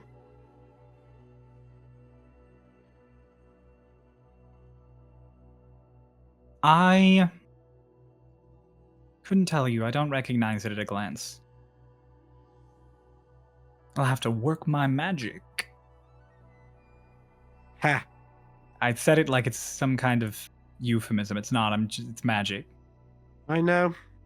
That's why I laughed. It's okay though if it's not something I can do or the researchers can find out here. I'll take it back to the other side, and there's all sorts of people who can look at it. All I'm saying is, when the revolution happened, rebellion, whatever you want to call it, that was people against people. I'm just saying I'm not sure people win this next one. You've always been good with nature, Tucker. Even before you started traveling, before your before things changed. And now I'm glad you're here to keep an eye on things. And I'm glad you're happy.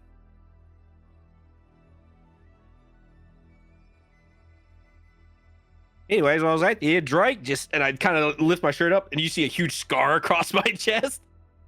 He got me pretty good while I was out there. Oh, Tucker. she goes to like heal it. She's like, I'm getting rid of this.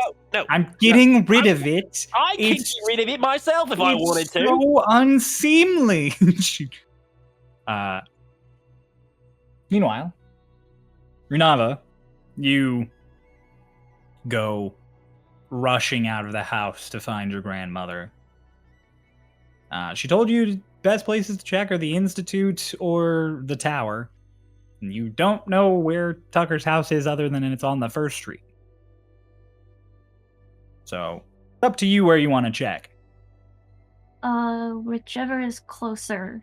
It's definitely Tucker's house. I mean, beyond Tucker's house. But I do Yeah. Okay.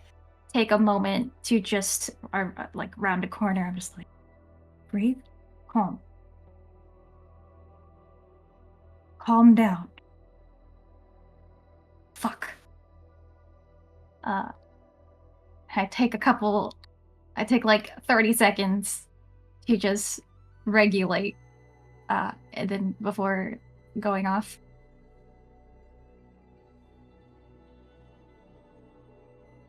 And then go to Tucker's house first. Okay. You head your way down the road, and just general pangs in your gut and unpleasant thoughts in your head. You're sitting with all of the tension that just happened. You head down to the first road where you presume Tucker's house to be, from what he said and just general knowledge of the area. And I will say you don't see Tucker and Arlashna, because they left a good bit before your whole conversation happened. So they're not still out on the street wherever they are.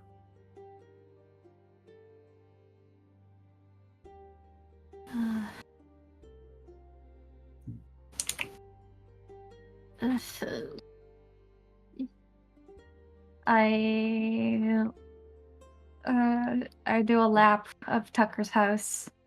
Don't see anybody. And then I'll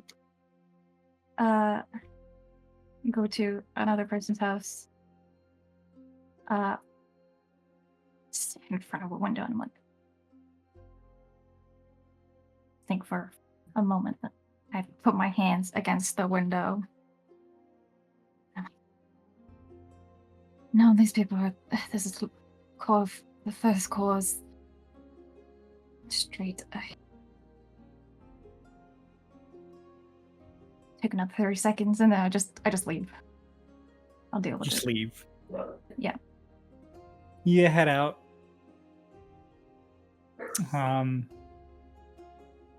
You start to feel a little nauseous as you head down towards the cordways, because that's the thoroughfare you'd have to take. As you go, you're heading down through the cordways, and you are unsure whether to go to the tower and potentially scan it up and down for where Arlashna might be, or to go to the Institute and ask. The Institute's a farther walk, but the tower is probably a farther search, because there's many, many floors. Not all of which you're familiar with. I asked somebody if they've seen Tucker. If they've seen Tucker, you ask someone on the street as you're like, excuse me, like, have you seen Tucker? And they're like, Tucker? Like the first core Tucker? Yes. He's back in the city? Right. They move on. turn to like their friends who are all gathered around at an outside cafe, and they're like, guys, Tucker's in town! And they're all like, what? And just, no, I haven't seen him, but I'm gonna talk to him the first chance I get. That guy's a riot. Right. Are you okay? Just dandy. I move on. You just go past. As you're sort of going down the road in a hustle and a bustle, you go around the all house because it's on the corner, and as you do, there's like a solid like boom as you walk into someone's chest, and just immediately just, hey, whoa, oh, damn, Nava, you good? You look up and it's Lance. Just, are you okay? Hello, I'm fine. Is your face all right? He like looks at your nose because you just impacted chest plate. I take a half step back. I'm fine. Okay, Have you seen cool. Tucker? Tucker. No. I heard he came back with you though. Yes. Should be with. I assume one of the people who came on the submarine before it left. Arlashna? Arlashna. Yes. Yeah, she likes to visit him. I don't know where they would be. I can ask. I can make like fishes through for his like key ring of sending stones. He's like, I can make calls if you Sure. want. Yeah. Hey Tallulah, have you heard from Tucker since he came back? And is Arlashna with him, or have you seen her? And out of the stone, you just hear Tallulah's voice just, Tucker, reporting in the day he gets back. Ha! You're funny, Elliot. And then just nothing. Just, I'll try the next one. He just starts going through the sending stones. He's like, wait a minute. They've got the Rocky Talkie function. Delgado's on this channel. No. He grabs another rock. Hey, like he goes one by one through a few of the commanders. You guys are standing there. And eventually, as most of them are saying no's, he's just like, Runava, are you okay? What makes you ask that? You're kind of red.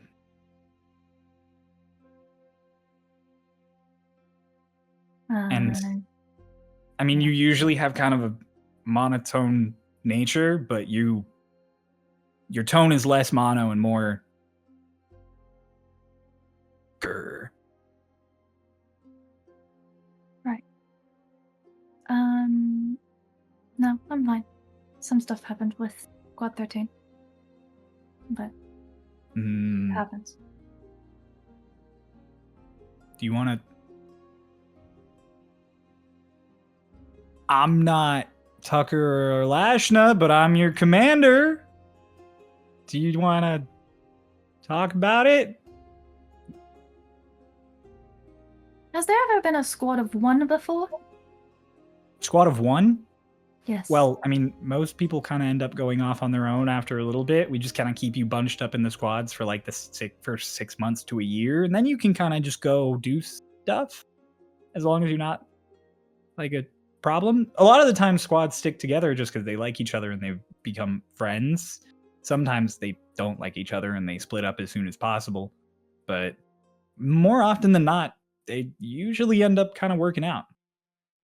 I mean, my squad, one of them left in the rebellion, and one of them didn't make it in the rebellion, and the other two are just off doing stuff now. So, I see. yeah, I mean, it's just kind of a nature of the job. People butt heads sometimes, especially when you live together. That's part of the whole test of the squad, is seeing if you can work with people you don't always get along with. Right. Well, I don't really work with people, so I suppose I'm struggling on that front. Yeah, I didn't used to either, so it takes getting used to.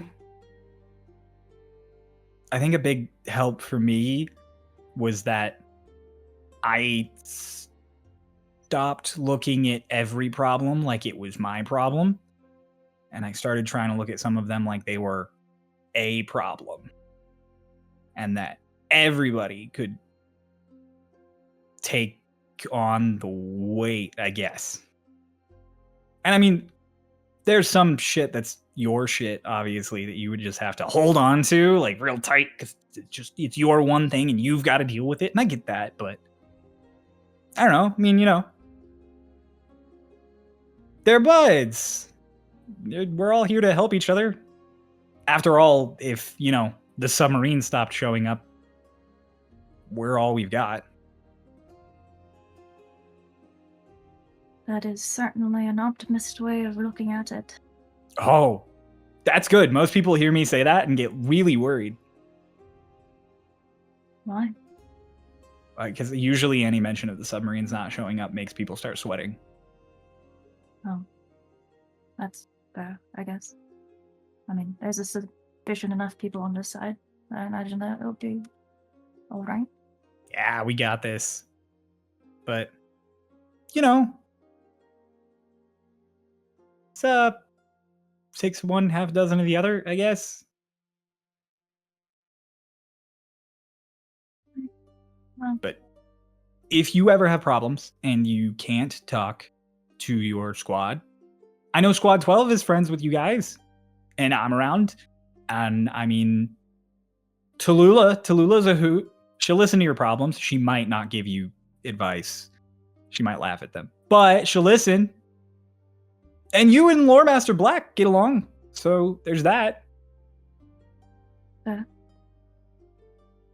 See, you're making friends already, which is like crazy because you don't seem like the friend making like type off the cuff. maybe at one point in time, but not anymore. Well, maybe it's time to let that bright, optimistic, once upon a time Runava shine through a bit. Am I doing this okay? I'm not used to doing the boss thing. You're doing a boss thing? I'm doing a friend thing. My We're friend? friends. Should I not have said that? Should I have stuck to boss thing? Would boss thing have sounded better? No, I just don't. We've just never had a conversation like this before, so I didn't realize that would. I'm busy so much. I can tell. It's okay. I'm okay.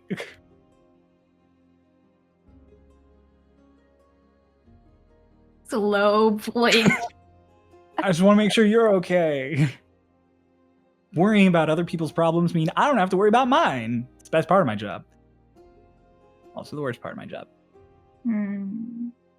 Well, I unfortunately do not have time to worry about other people's problems. So, on the matter of your advice, it is difficult to allow other people to share in the weight when you know that they could never even begin to empathize. I mean, if they don't know what it is, they can't even try. And if you try and it just doesn't work, what then? You're simply left with disappointment.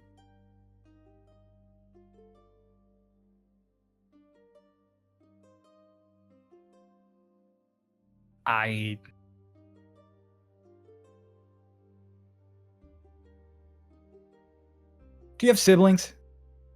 I do. I haven't seen my sister in 15 years. She was like this tall. He like holds his hand up by his knee. The last time I saw her. And I don't know if I'm ever going to get to see who she turned out to be or help her out or make sure things are okay with her. And that keeps me up at night sometimes. And you can empathize because you have siblings, so I'm sure maybe you feel a similar way. But I could probably tell that to someone who doesn't have siblings and they'd understand, even if they don't know. They haven't felt it, but they can appreciate that it probably sucks. Right. So, like, I don't know. You don't have to give everybody all of your problems. I didn't just give you all of my problems. But maybe a little bit.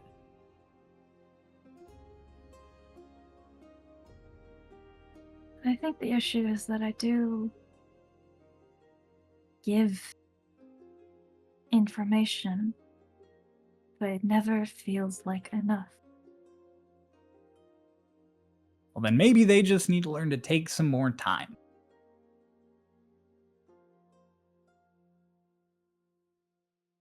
Hmm.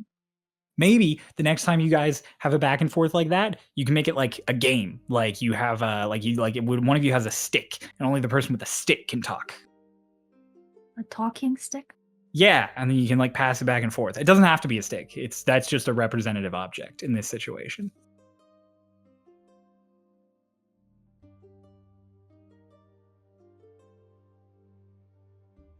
Do you see me as a child, Lance? I see you as a subordinate of myself, which means I have to take care of you, regardless of the fact that you were probably several decades older than me at minimum, if not centuries. Yes. Yeah, I'm like 31, so I came over here as a teen. That's fun. That's a fun bit of Lance lore. Makes sense. Wait, you came over as a Stormridden, correct? Mm-hmm.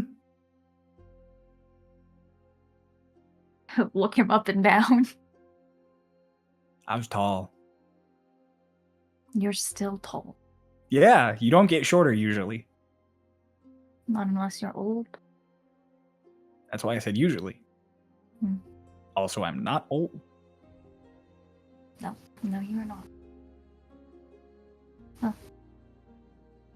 That was enlightening. I'm going to go back to looking for my grandmother. Okay, if I see her, I'll let her know she's looking for. You're looking for. Okay. You know, you remind me of the town dog that I had back home. Your town had a dog? Yes. He had blonde, fluffy hair like yours, and we named him Mutt. Was he cute? Oh, absolutely adorable. Okay, that's okay. I want to gauge where this is on the compliment scale. All right, no, I'll take it. I'll take being a dog. I'm fine with being a dog. Dogs are cool. I'm a dog guy. Not like a dog. Like I'm not like a dog guy. Like I'm not like a werewolf or like I like dogs. Right. There aren't a lot of dogs here because we didn't bring domesticated dogs across very often. There are some, but there's not a lot. Should get a dog. Right. I'm sorry, I'm off topic. Good job, Runava. He goes for like a fist bump.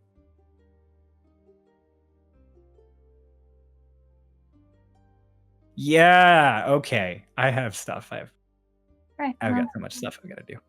have a good night, Mutt. And Renata walks away. Lance, you see how as you say it, he has a moment of like, oh yeah, like he's not sure how to feel about it, but he decides it's good, so he's like, yeah, okay. Another meanwhile, to the next person who went out, Bane. You Hey. go walking along. You left maybe like a minute and a half after Runava. And Yeah. you're walking at a much more sort of casual pace.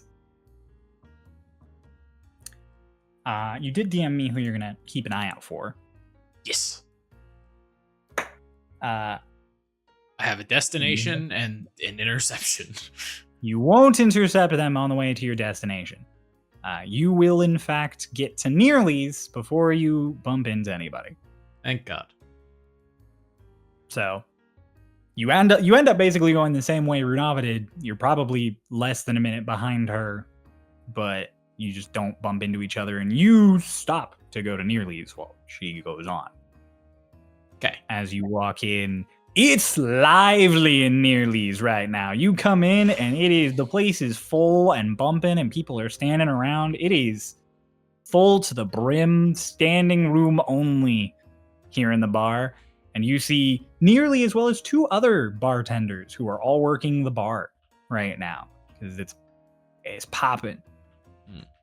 As you come in, everyone's like he's like nodding to people and saying stuff. You see him like shooting the shit with someone, and then he kind of like catches you out of the corner of his eye and he turns back away, and then his head just You see him whisper something to somebody at the side of the bar, and then he slips away. And he doesn't look at you again as he walks towards the back room, but you know. Yeah. Yep. And so Bane navigates the area to best slip undetected. got it. You come in. As you do, he is actually going through a shelf for stuff. Like he's like putting bottles in a crate. And he turns to you and just, so heard you got sent on a little jaunt. Got sent. Got what you needed. Good. I was worried the message didn't get ahead to you after you left so quick. Yeah. And he Found out where you were going and decided to make use of the time I had. Vane pulls out his book and, like, as he's going through it, he starts actively copying down the pages and goes, I can't have pages missing. No, I wouldn't ask it of you. No. Don't worry. I'm mostly just here for that. He points at the map that you've copied. Got it. He copies that page. We can get everything else slowly through folks at the Institute. But that I want right now. Hey, Nearly, you know how to read this shit? Not a goddamn clue. I don't know a single fucker who does either. Everybody I know uses magic to read this. You know what we call it? Something light. I don't know, you'd have to ask a researcher about it. My job is getting it. Right. Also, we don't get a lot of it, so. Well, the way I see it, the last 2 times that I've been sent on finding one of these, we crack headfirst into my lovely little Runava's headpiece. Ain't that strange? You bumped into another one of those. Yeah.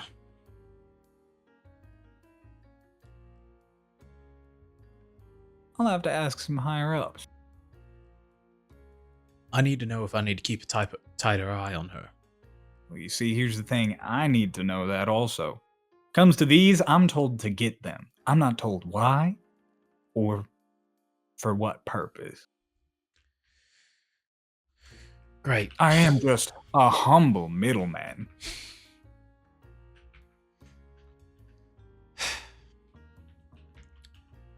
She's got it on it. Some deep-seated shit with what she's got going on. Whatever it is, runs deep even for an elf. Damn, that probably means it's like centuries old drama. Yeah, she also had a lovely little slip-up where she said she wanted to go home. Last I checked, she came from home, but said she hadn't been there in a decade. I'll ask around. I have profiles on all the lot of you, so... Hers tells me some stuff, but not a lot. I think, honestly, the one of you that has the most complete profile, well, it's Bella. After that, it's probably Selic. You've got a really good one, but I know that. I helped write it, so. I figured as much. Currently, the new issues. I don't know why Selic wants to be all spooky, but at the very least, it doesn't seem to be something pertinent. Maybe he just gets off on it. No. My guess is he's in deep with some other shit. Maybe he uses it to relax. Maybe he's got some sort of fucked up thing going on where he's got to cause nightmares in people. He's a dream motherfucker, from what you've told me. Yeah. Yeah. All right. Well, you keep on keeping on with Little Miss Quiet and Edgy. I will work out what I can work out. Speaking of working out, by the way, I found our lovely little mailman.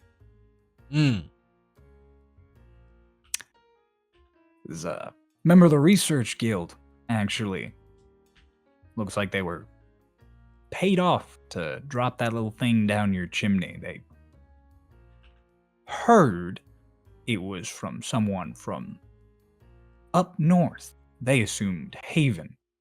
I don't know if that's true or if it's someone else, but in their own words, it was just a sending zone. I didn't know there'd be no harm.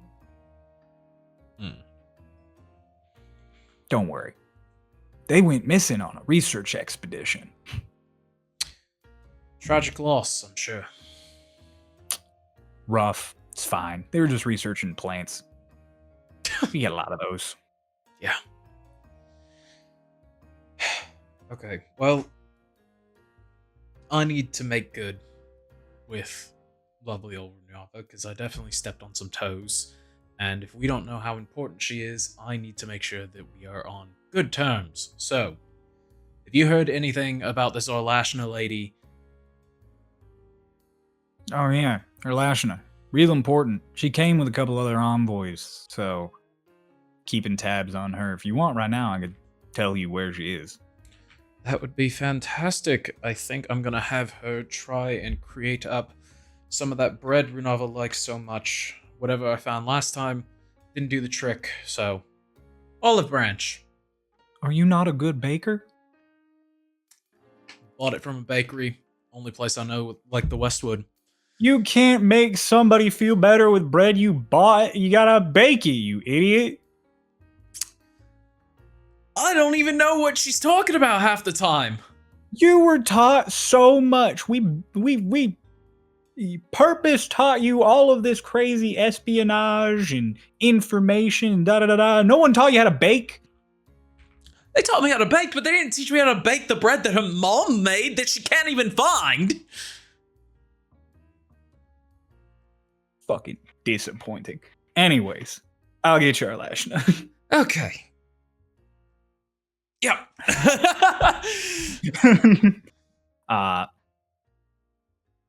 Onward, yet again. Bella, Yeah. where are you heading? Back to the apropos tower. Okay. Honestly, here's the thing. Ray, Kay, both roll me 20s. 4. 2. Oh, I crashed. Oh no. Well, get ready I'm for that. stuck. Okay. So, while that technical difficulty screen pops up, as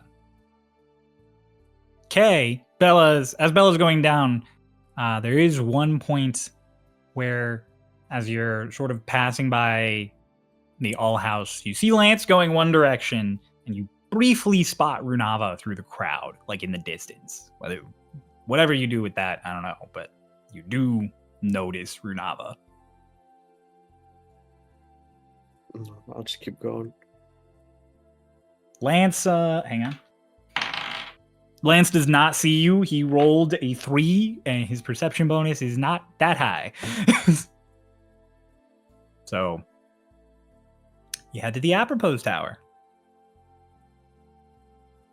I take the elevator up. I'm going back to Delgado's office. Ooh, okay. You head right to the office. It is pretty late, so you're not sure if he's going to be there, but you come to the door. Knock.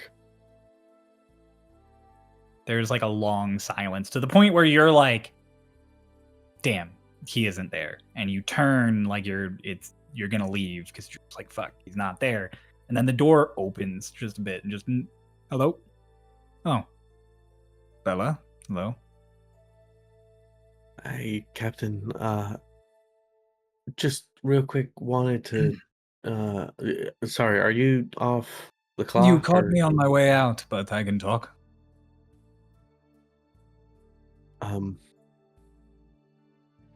Do you mind stepping back in your office for a quick second?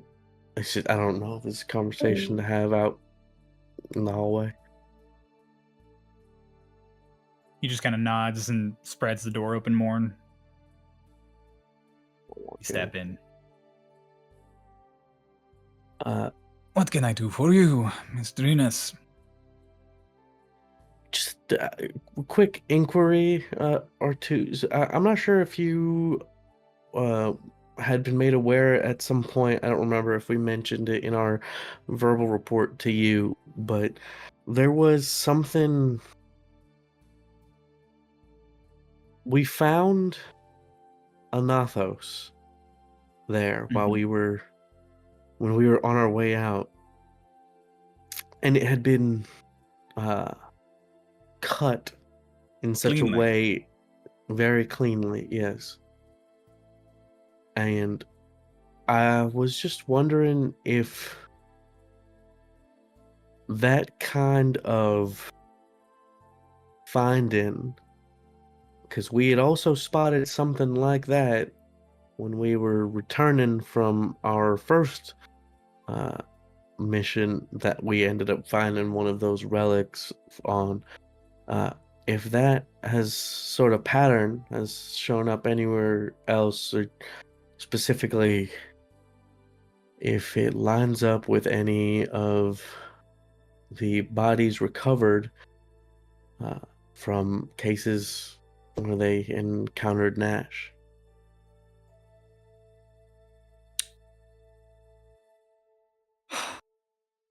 There have been similar reports. Not the same, but similar.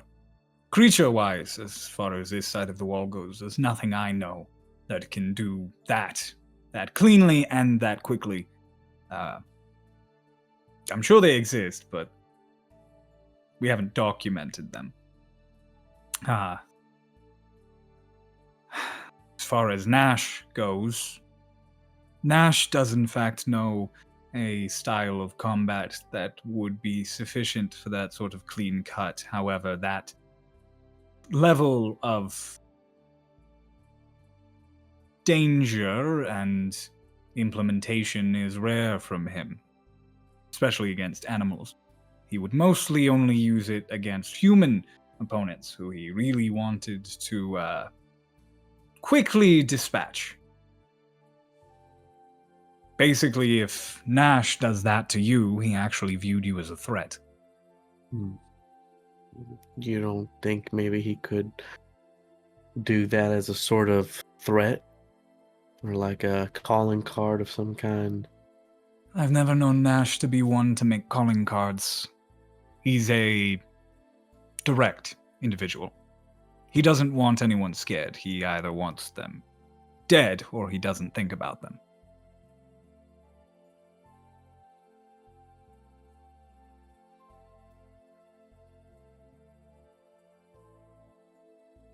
How much do you know about Nash, Captain? Bella, I take it you're bringing this up because you've found out about some history between Nash and I, not out of the blue, because you could ask anybody about Nash, but instead you chose to walk to my office at 9:30 at night. Correct. Nash and I grew up together. We are half-siblings. My father's side. I said that wrong. That was a DM slip-up. It was my mother's side. It's my mother's.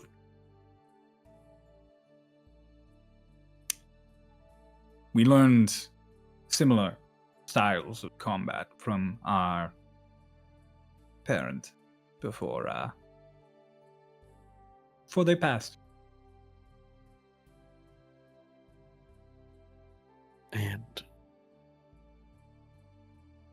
And then we decided to travel the world as mercenaries. I moved on and got better, and Nash got worse.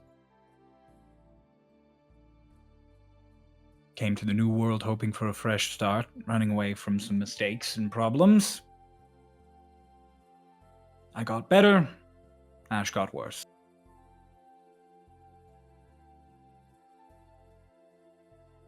If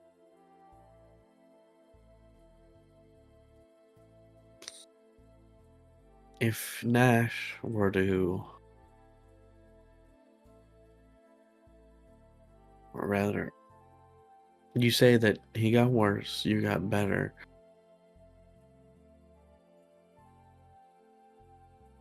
Does he?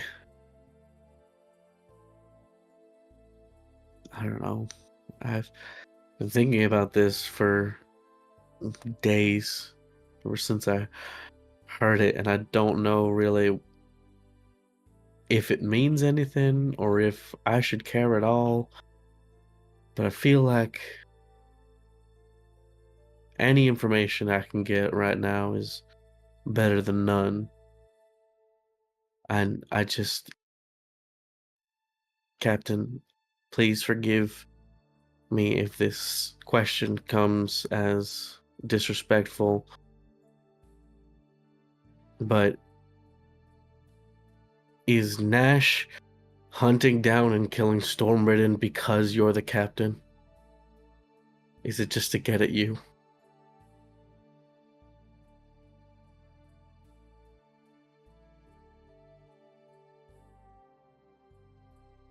Make a persuasion check. Damn, that goes fucking hard, Kay.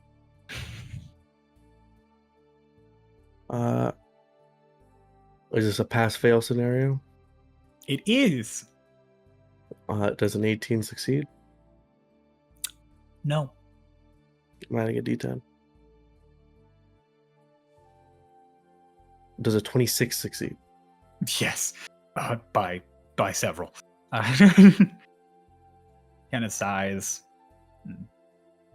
He sits sort of in the most relaxed you've ever seen him, and he's still standing up perfectly straight as he like sits on the edge of his desk. I don't know. Sometimes I wonder. Sometimes I think there's rumors naturally that go around that that's the reason, but he started this before I was captain. He was on the other side in the Gold Rebellion. He had left before the Gold Rebellion even. Him coming back for it was the first time I saw him in 2 years. I think Nash is doing what he's doing because he wants to. Why he wants to, I don't know. I just know if I ever catch him doing it, it'll stop. You think you could beat him? I think I might be one of the only ones who can. There's a reason we kept him in the group of fighters who was meant to put down William Black if he ever went bad. You see, not only are Nash and I both very capable, we have both been taught a very specific style of fighting that makes us extra dangerous. Normally, it would be quite easy to dispatch of someone with a sword if you were good at magic, but you will find that to be nigh impossible on either myself or Nash. If you can't best us with a sword, you can't beat us. Unless you're very, very lucky. I see. Well, thank you. I think I just needed confirmation that I wasn't just another pawn in someone's game. All of my Stormridden are something, Bella, but none of them are pawns. Some of them are headaches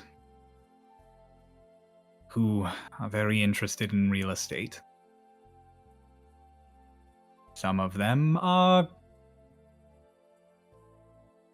apprentices who come over to the Stormwall too young and learn too soon how bad things can be. Some of them are weathered adventurers who are hundreds of years old and decide the old world is boring. All of them are something. None of them are nothing to me. Thank you, Captain. Of course. I just feel like I don't know. There's a lot of things going on recently, and I'm just questioning whether not with you, but if I'm just a piece in some game that neither person knows they're playing. Well, But- the ultimate solution for someone else putting you in a quandary, in a game, in a position you don't want to be in,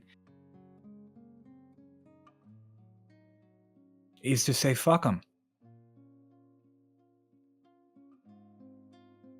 Who cares if you're in someone else's game? Or you. Right. Well, just look him right in the eyes as I like head for the door. Just guess I better practice my sword skills before I go to bed.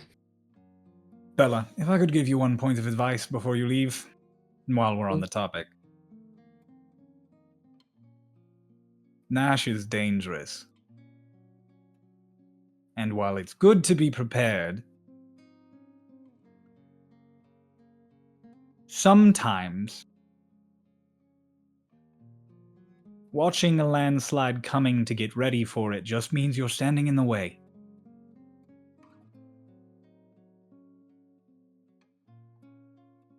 Fighting, my brother, is not something you should plan for, even if you're preparing for it.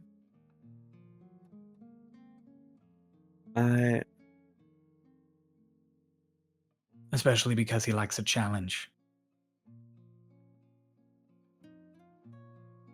I'm not exactly preparing to fight your brother in the sense of I want to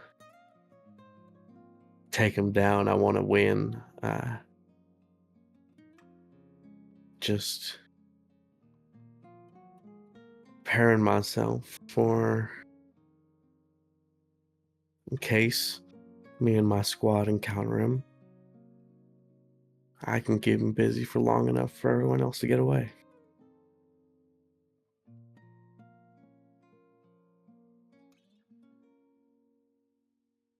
It's an incredibly unoptimistic mindset. I mean, all everyone's telling us is you ever see him, he sees you, you're dead, so it's hard to be optimistic. You've seen him and you're not dead. Pretty good optimism. He didn't see me. You saw him. He saw you.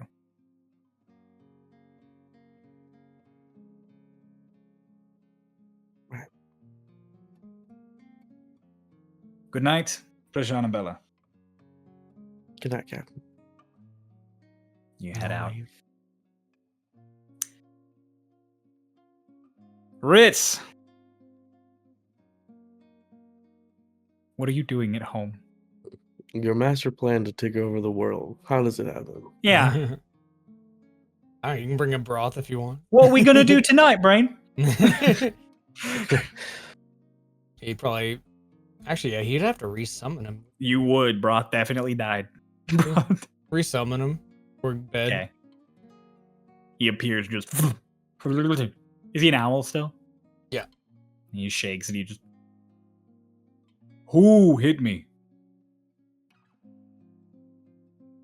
I wouldn't even say who. It's what. And it's the what that I don't understand. Non-lethal spell. Makes no sense. Side of the world makes no sense. Why is this So many of form these so things happen. fragile? Don't know. You need a change. Do I need to? I don't. Can you make me less fragile? I could research it. Please do. I would like to not die to bookshelves and sounds. I'll put it on the list. I have a couple of other things to take care of. Excellent. For now, do you have any snackies?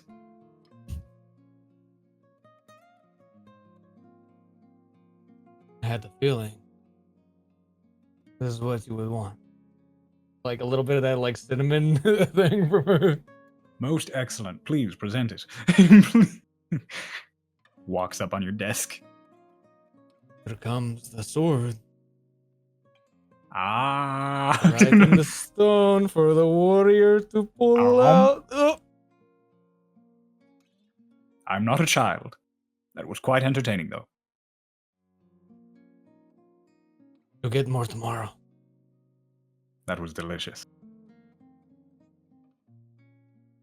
Find whoever made that. Keep them. They are ours now. They seem to be the head honcho, queen of some kind. They interest me. Queen of some kind. Who? Minor illusion. Oh! She does not belong to us. What do you know? I know that that is Arlashna.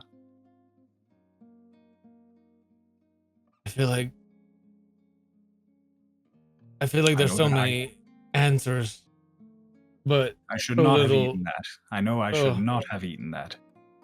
are you going to die? No, far worse. What? Oh, she knows I'm here now. Did I bring you to her? Oh, please don't. What are We you? don't always get along, her and I. Hmm. Old acquaintances, you see.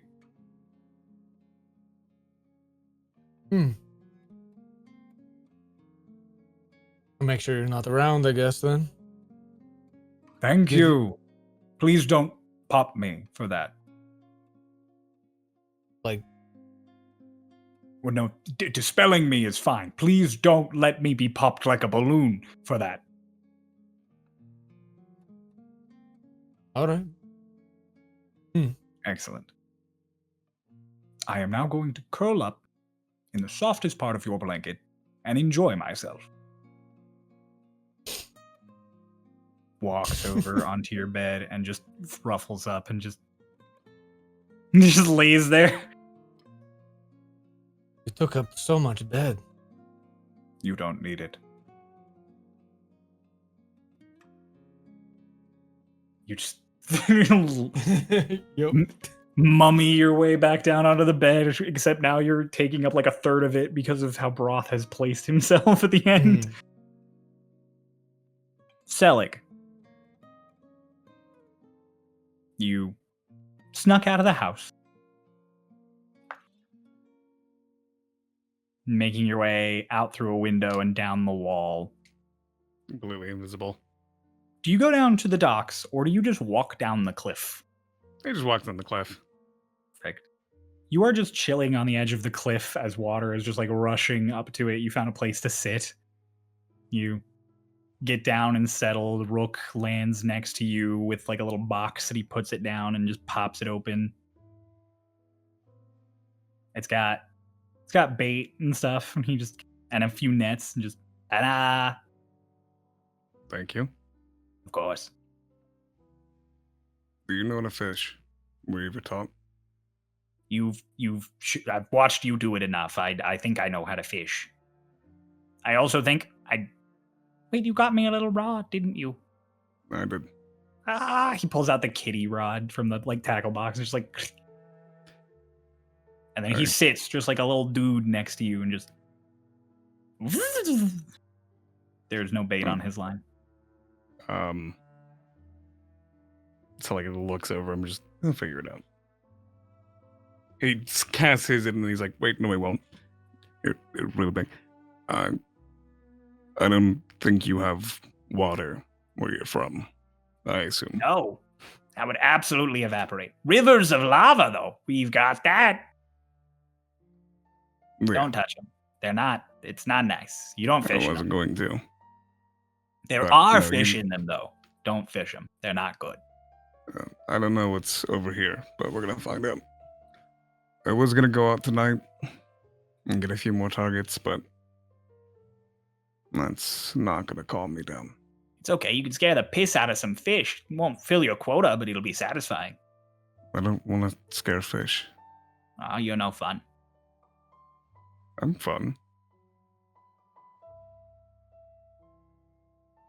What do you mean?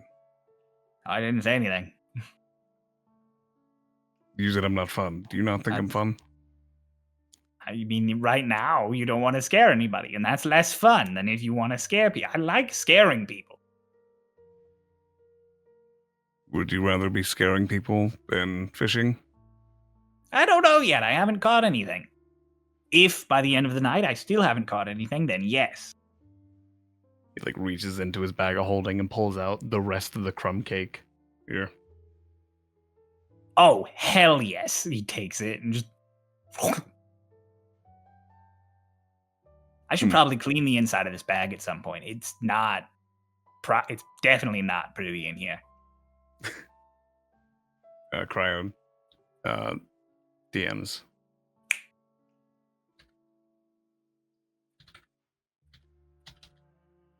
There you go. Okay. You just. Yeah, you're right. Well, he like. Can I make? I look around. Is there anybody like around I can see us? You're down a several 100-foot cliff face, not even on the side that the bay is on. You can barely see the apropos tower from here. Yeah. So it's just like. Yeah. You're right. You'd be eating fries and cakes. And then in the water. Yeah. Might as well set it free. Let me take off your bag for a second. Get it all clean. Yes, yes. He goes and he starts to untie it, and there's this sound of As you untie it. Runava. Where are you going? After you leave Lance. Fuck my grandmother. You can go find your grandmother. Yeah. Are you gonna go look at the Institute, or are you gonna go look back near Tucker's house? I'll keep moving forward to the Institute. Okay. You get to the Institute, and you head on in. It is closed, like, for the night, for general public, and as you walk in, you see the attendant who's at the front. It's a lady you've never seen before. She's just a human woman who's just like, "Oh, pardon me. We're all settling in for the night, so we're not accepting any visitors right now." Has Arlashna been here? Oh, I do not know if I am permitted to speak on the whereabouts of our recent guest. She's my grandmother. I'm looking to talk to her. Oh! Give me one moment. She pulls out one of those little speaker things. Just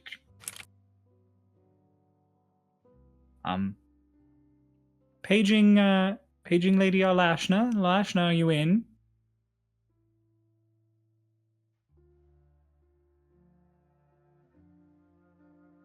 And then she pulls another one out and just paging third floor. Do you know if Arlashna's in? There's a long pause again, and then just I don't believe she's back yet. Apologize. She is staying in one of our rooms, though, so if you'd like to wait, she has sort of sequestered herself away in a research room. Yes, that would be the better option than running around like a headless chicken. Forgive me, I will have an attendant wait outside just to make sure you don't wander. She calls someone down and they walk you up to the same floor that William Black's office is on, but he's on the southern side. And they take you to one of the northern corners. She will be in here. Thank you. I ask please that you not touch any. That's fine. You head in, you just sit. Yeah, I just wait for her.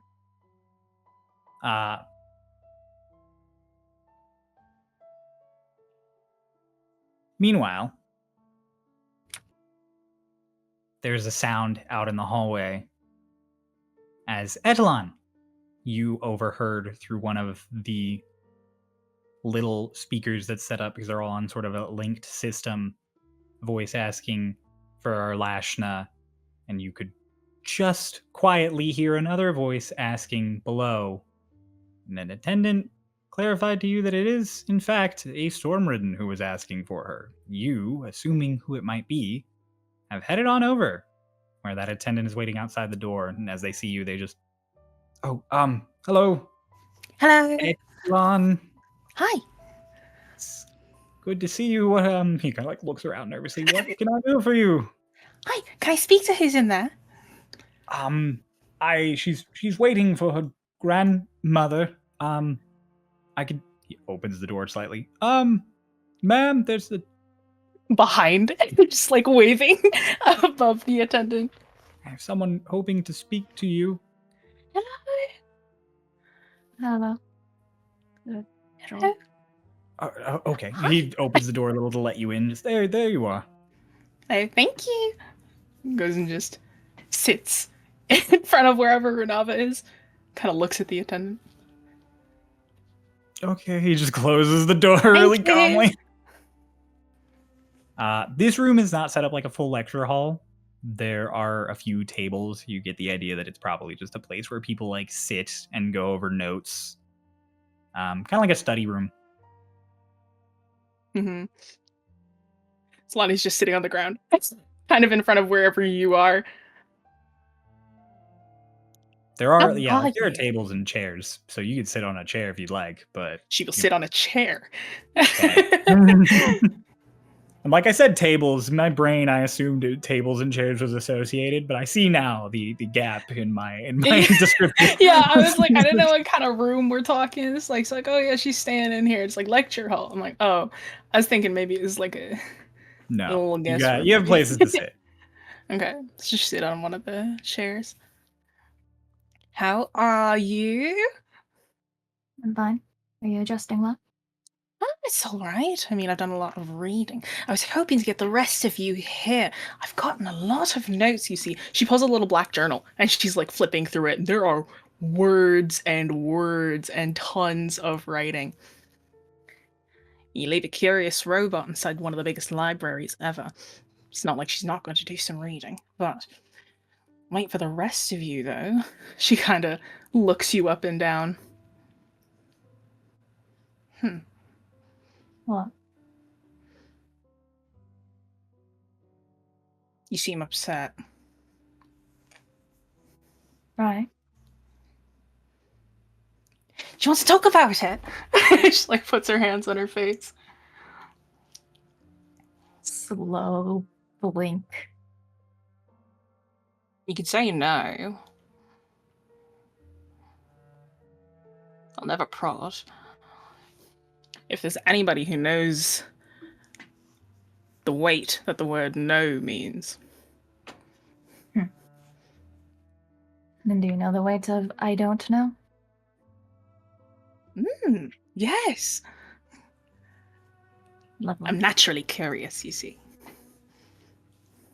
Well, seems like my squad doesn't take kindly to I don't know. Well, it can be frustrating, I think, when you don't know the answers to everything, I suppose. Sometimes hearing I don't know, even when you go and find the best source of information, feel like a frustrating roadblock, you know? You're telling It's me? like you're the most likely. You're the most likely source. Why don't you have what I need, you know? Right. I'm well aware of that. But it is what it is. She rotates the chair, takes another chair, and uses it as like a footrest and kind of leans back a little.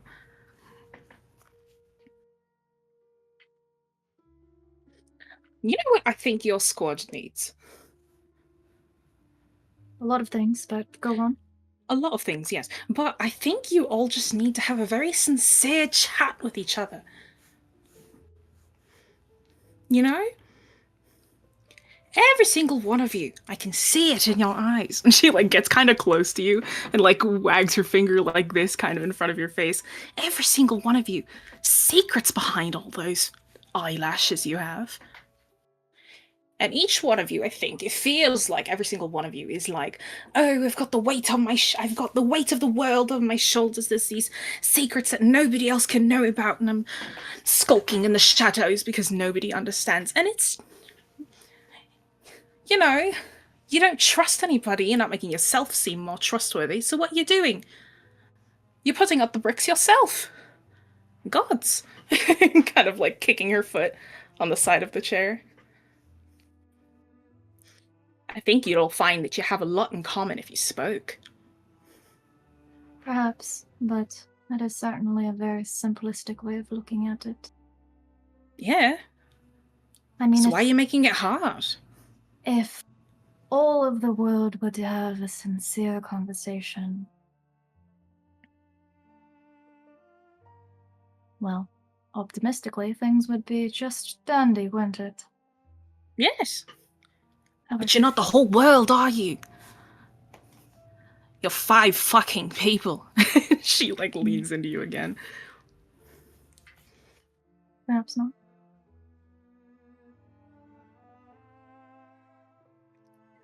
Though, there's a thing known as privacy, and things that we don't want to talk about. It's fair. I suppose so. I mean, though, at a point, does privacy make it easier or harder to get along with somebody? I mean, I suppose then, she like leans back again, she's staring at the ceiling. I suppose then, if you're going to be private about something, you're sort of, you know, you're proving my point, you're putting up the roadblocks. You don't have to share everything, though. This is why communication. It doesn't need to be that you share your secrets, just maybe just share emotions. Where are you coming from? Why do you want to keep it private? Sometimes that's a secret too. And that secret is something that maybe you should tell. Maybe some people should tell, you know? In my opinion, and perhaps they disagree, I've been doing my best to answer questions, give information.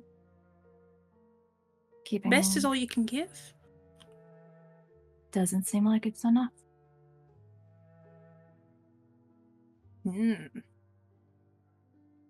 Maybe they should ask themselves the questions why it's not enough then. And that is why we have a chat. Yes, exactly. Right. I'll have a group hug. It'd be nice. No, I'm all right. Not a hugger. Good. Glad I Not understand a that. hugger. Not big on physical contact. Group hugging. Yeah, you didn't seem like the type. No. Would you like to see the notes that I've taken before the others see, though? On another topic. Sure. Has to deal with that strange name we spoke. She hands you over the notebook. Ozymandias. Oh yeah, you know there's stuff about him in this place. Not only that, but there's more stuff about the history about this place, you know. Huh. Did you know he was like a god king? And just kind of like points you to the pages that would have like the information about him. For everybody. That in the private talks real quick. Holy shit. Okay. Yippee!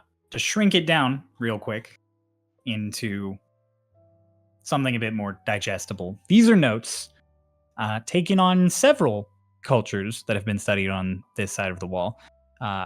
highlighted with a name that you recognize, Ray, as Runava.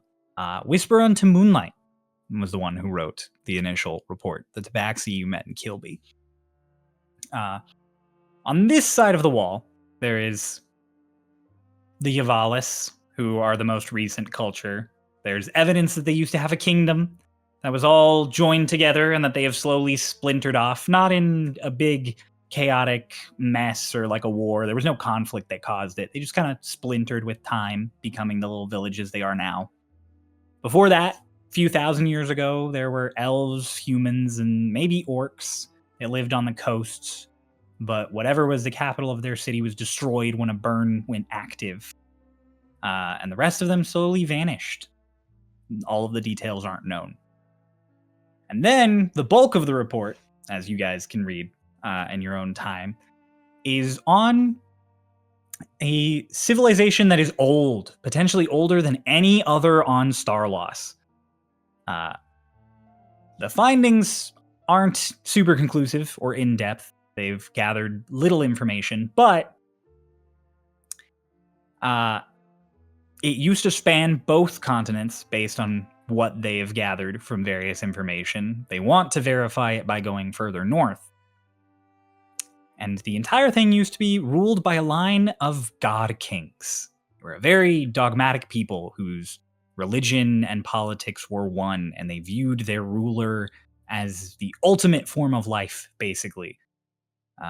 The only named ruler that they've discovered information on, presumably because he was the last, is Osmandius, King of Kings. And from everything they can find, it seems like whoever was king was also very powerful as a warrior, whether that necessarily meant that they were good at fighting or they were a strong caster or a mage. They don't know for sure. But all they know is that a very, very long time ago, Osmandius ruled the entire Far East. Huh. There's obviously a lot more, but you guys can read that as you have time. Great job. Thank you. They also called it the Kingdom of Moonlight, which is apparently named after one of the other researchers. Whisper Unto Moonlight. Lovely name. But apparently it's named after that. He doesn't seem very happy about it. I think kind of points to one of the notes that she took of like their back and forth. Oh. Kingdom of Moonlight. It's a lovely name too. Moonlight. Imagine having your name Moonlight. Imagine there being 3 moons in the sky. Goodness. She kind of like looks up in this, like as if there's a sky but there's a ceiling. It'd get very bright at night, wouldn't it? There's a reason you're bringing that up, though. Yes, another vision. Really? And 3 moons in that one? Yes. And flying Interesting. city? Flying something. Floating something. Oh, So, keep up the good work. interesting. Isn't that a funny coincidence? Kingdom of Moonlight, 3 moons. Probably gonna say probably inspired, but who's to say? This was however long ago. At what point does it stop becoming coincidence and does it become fate? Isn't that interesting? Honey little pop bubble. When there's a 4th time, I suppose. How many times has it been right now? 2? 2. 2. 2 more times. It becomes fate. 2 more moon connections. 4 That's not total. 1 more than the amount of moons that was there originally. Yes. Good math. Thank you. As Zlani yaps about these notes and you sort of read over them, somewhat listening to Etalon, we're gonna pop back over. Vane, you follow some instructions from Nearly, who reached out to one of his contacts, and you encounter walking around, because they were walking and talking, Tucker and Arlashna were about to split up on a roadway near the residential district. Tucker can go home, so you I'm letting him kind of split ask. first. Okay, in that case, Tucker, I am Arlashna, going and to you eavesdrop. had a long talk. Make a stealth check then. Sure. I don't need to be an earshot. I need to be an eye shot. Oh, true. Make it with advantage. Fuck yeah. That just saved me from a 5 and gave me a fucking... Didn't you What's already 17 have plus advantage? 6? Oh, I do already have advantage. Look at that. Yeah. Oh yeah, because of the shoes. Well, I mean, 17 plus 6, 23. Thank Tucker, you. what's your passive? 24. Fuck! Tucker, you see Vane down the road kind of see you and then be like around a corner and kind of watching. Their Lashna was just like, something wrong. Are you expecting someone else to come meet us? Well, I wasn't expecting anybody, but I know that that Vane fellow is close by. All right, cool. Then we're on the same page. Bane reading lips just goes, shit. Well, I mean, he was definitely trying to hide it. I don't know if you want to indulge. Oh, no, let him have this. I think he might already know we know. Well, that makes How'd it you even better. know? Hello! Tucker has excellent eyes, and I magically spiked your cinnamon cake. That's fucked. Oh, it just happens to food that I bake. That's concerning. Oh, don't worry about it. I mean no ill will for it. It just helps me keep tabs and make sure everyone's safe. It would Well, totally that's the weird, exact reason that I was watching. But also, like, the way you said, don't worry about it, well, it's cause for concern. I can't say don't worry about it in any other way. I'm just saying don't worry about it. Didn't change it at all. I'm just saying. It's just concerning to people for some reason. I think it's because it's the tapping into the brain when you didn't It's go. okay. It doesn't give me much unless I'm really trying, and then you would know. Regardless of that, what do you need, mate? A favor? Oh, I Um, love favors. Me? No. Okay, good. I wasn't sure I could help.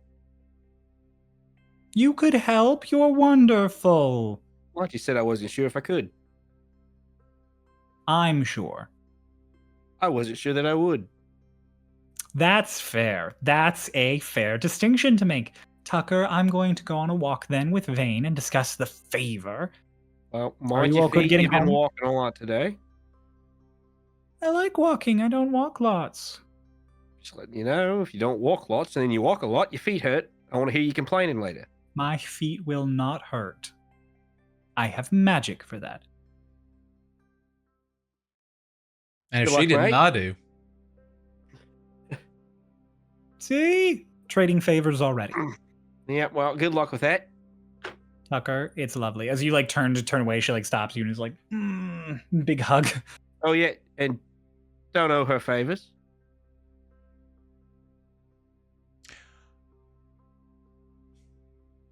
Don't tell him that. Owe her favors. There you go. Cryo. I put some dots together, especially knowing it locked. No. No, okay. Hello. All right, well, Bye. I live in that house right there. That one. You need anything and the lights are on, come say hello. What are the odds that you're actually there? If the lights are on, it's pretty high. Or I'm there cooking. Fair enough. All right, well, Tucker, have a great night. Yeah, I'm definitely going to follow them and listen. You make a stealth check. I will be invisible for it. Oh, at advantage.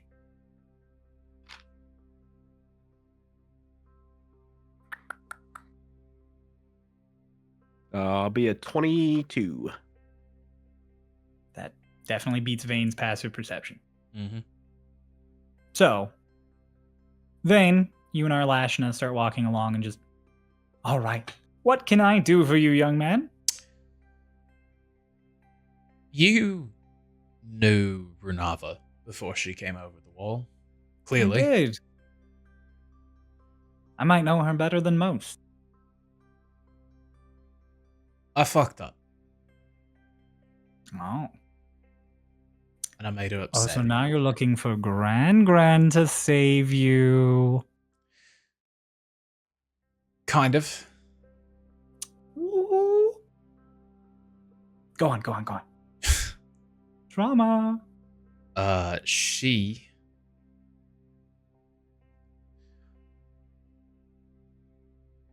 I mean, you tapped into the brain, so I'm sure that you at least have some deeper... I Read. am not digging into anyone's brains, and I definitely did not notice all of you having extreme amounts of... I can't do it. No, yes, I understood that you all started fighting not long after I left.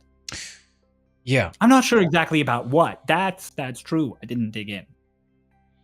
Well, to The second part of honest. that sentence, I could not get. to be honest with you, it was because of Runava's headpieces. So she's told you about them. She didn't have much of a choice.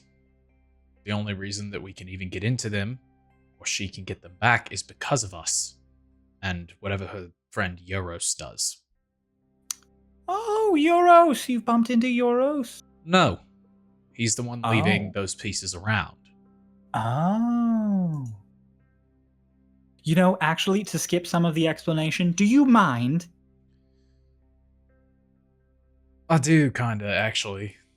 Oh, secrets. Ooh, I like a man with secrets. She, like, nudges you. All right, go, okay. Continue. The long and short of it is that we found a second piece, and it's the second time that we've almost died trying to get one. And I pressed her because I believe that when things start happening a lot in a chain, that even if you don't know where the answers come from, you have an inkling of why they're happening. Oh, you think Runava can provide you some level of emotional resolution regarding the fact that you frequently end up in life-threatening situations? Why her friend is doing what they do, why anything. But it always comes with I don't knows. And there are some times where I don't believe her. So I pressed, and she snapped, which, I mean, you know her. That's rare. At least in what I know. Runava snapping? Rare? No. What? Oh, she's wound tighter than a triple twisted knot. No, she's ready to break at any given moment. Regardless, I feel bad because we made good progress and actually felt like we were getting somewhere to where she could maybe trust us, or me at the very least. And I overstepped, and I upset her. And the only thing that I can really think of is she told me this story about her mum and her bread. Does miss the bread. And you were the only one that I have ever met that knew Runava before the wall. And at the very least, if you can make your baked goods, I was hoping that you might be able to make something that would fit for her that I could bring back as an I'm sorry. I've never been able to quite nail her mother's bread. And I've even gotten into her head before to try and figure it out. It's something missing. Maybe it's a mother's love. Some special magic that I just can't find. Maybe that magic is just nostalgia. Maybe the way she remembers it is better than it actually was. Aren't there things from when you were a child that are just so grandiose that even by comparison now, there are things that aren't the same? A great romance or a beautiful friendship or something that has just painted everything else in a light for you? cry out, because she is tapped in, even at a Mhm. surface level, she would notice the hollowness in that question to Vane. Maybe not. Maybe you just haven't had those sort of experiences yet, but sometimes you experience something so near and dear to your heart that even if you encounter something that objectively is just as good or just the same, it's not. You could give Runava bread day in, day out, testing every single recipe to make it just so, to the point that she's blown up like a balloon, ready to roll down the road. And I don't think it'll ever quite be her mother's. Now, what you're actually searching for is not a bread recipe, it's an easy out. Because you say you want to make amends, but you don't want to do it purely by your own initiative. You want something to soften the blow, something that makes it easier for you to take that first step, which is fine. But sometimes there is nothing that can make it easier. Sometimes you just have to make hard choices and say tough things. And sometimes those tough things aren't tough on others, they're tough on you.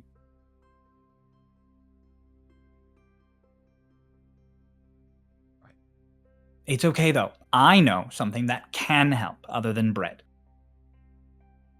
A magical incantation as old as all Starloss. Something between you and I, and I'll share with you that I know can make any situation resolve itself so long as you say it deeply and from within.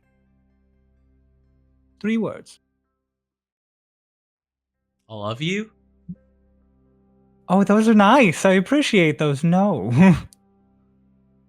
I am sorry. See, that's kind of like 2 words for me because I use a lot of contractions. I'm sorry.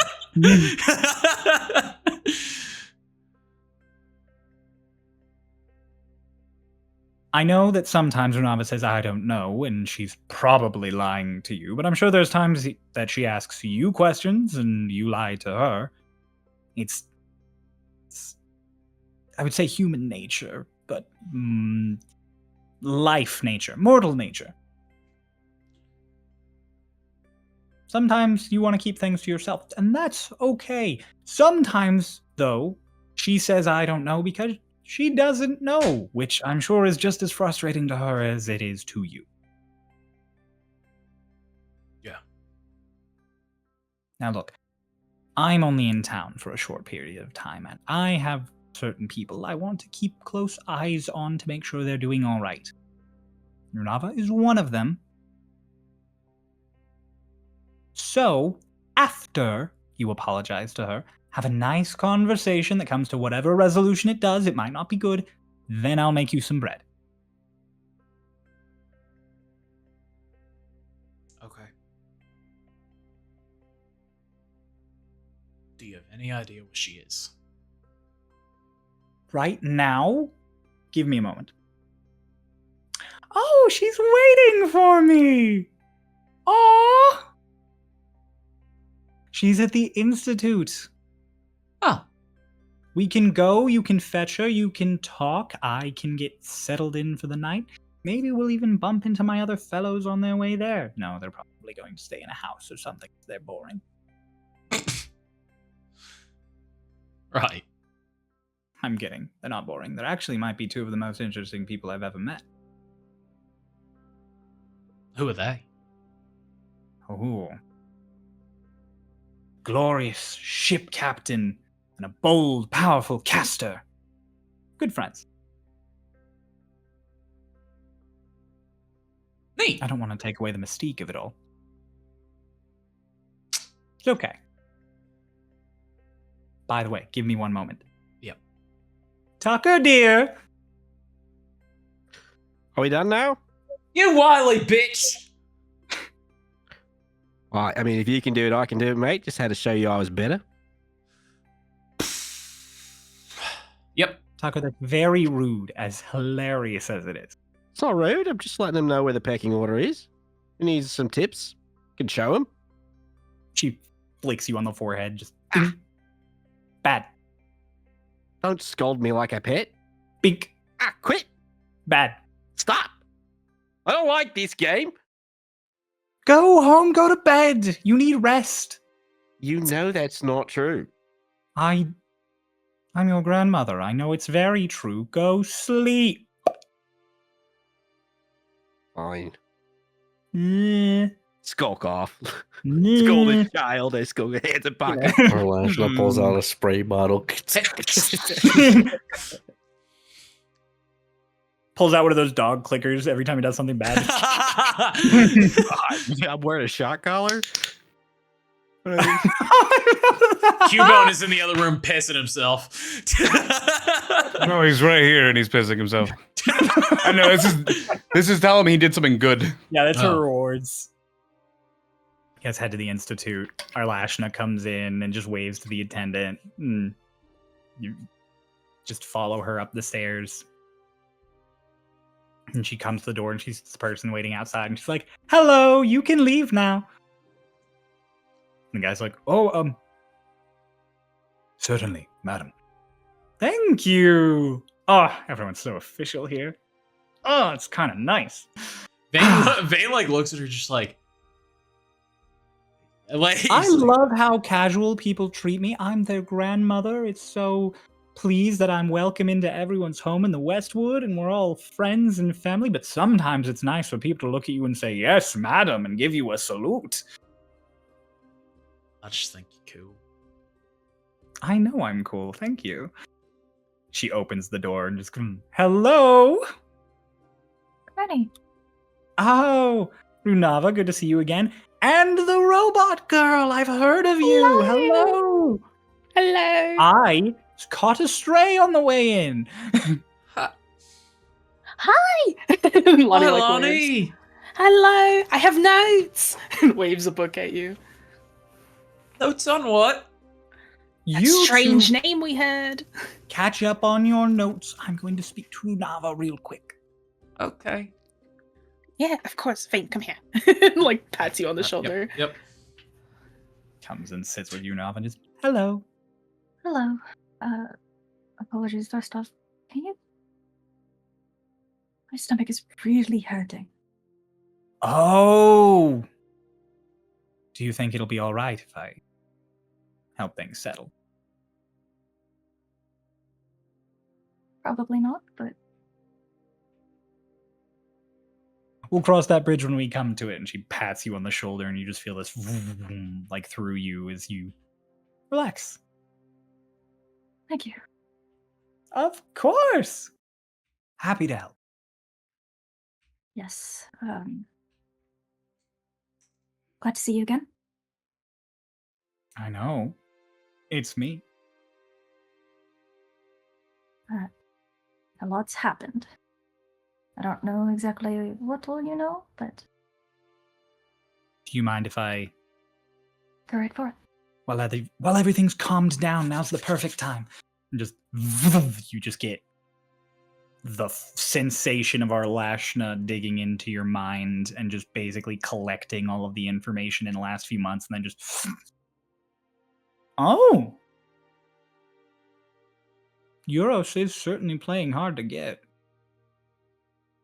Yeah. And it's frustrating. Understandably so. Your friends seem frustrated by it all too, but Also understandable. it's all right. Everyone's frustrated. It's not your fault. It's not their fault. Might be Euros' fault. Absolutely Euros' fault. He Well, could I have mean, that's found still me at yet to any be point. seen. Well, he clearly knows where I am, Mhm. and he clearly knows where about Squad 13 and the people Mhm. that are in it. So, absolutely Well. his fault. All right. Not going to touch that one with a 10-foot pole between you and him. Yeah.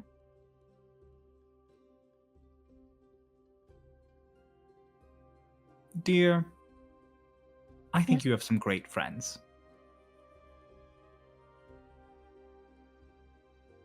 Whether they realize it yet or not, they do seem to care about you. And trust me, I know. Yeah.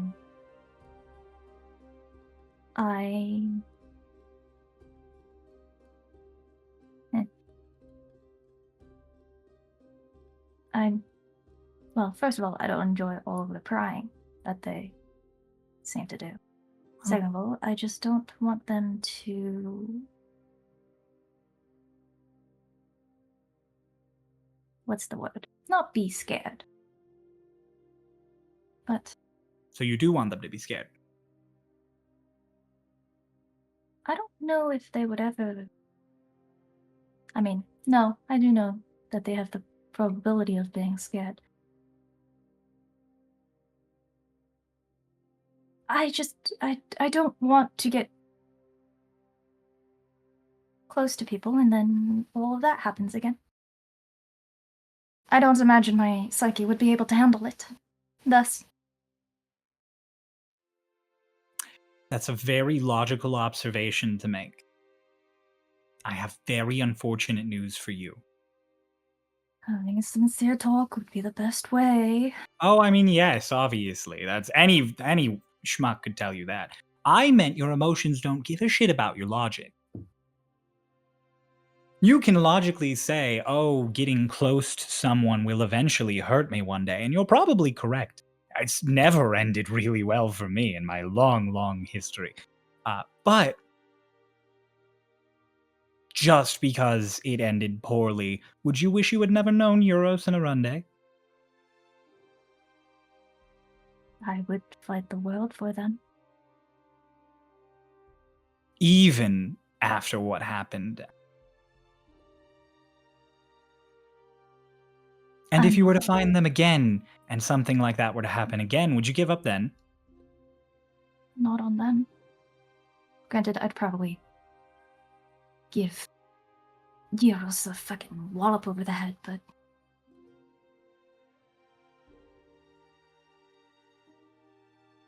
You'll be fine, darling. Whether you believe it or not, you'll be fine. And whether things are good or not, I won't promise, because I can't promise that. But I can promise you'll be fine. Right.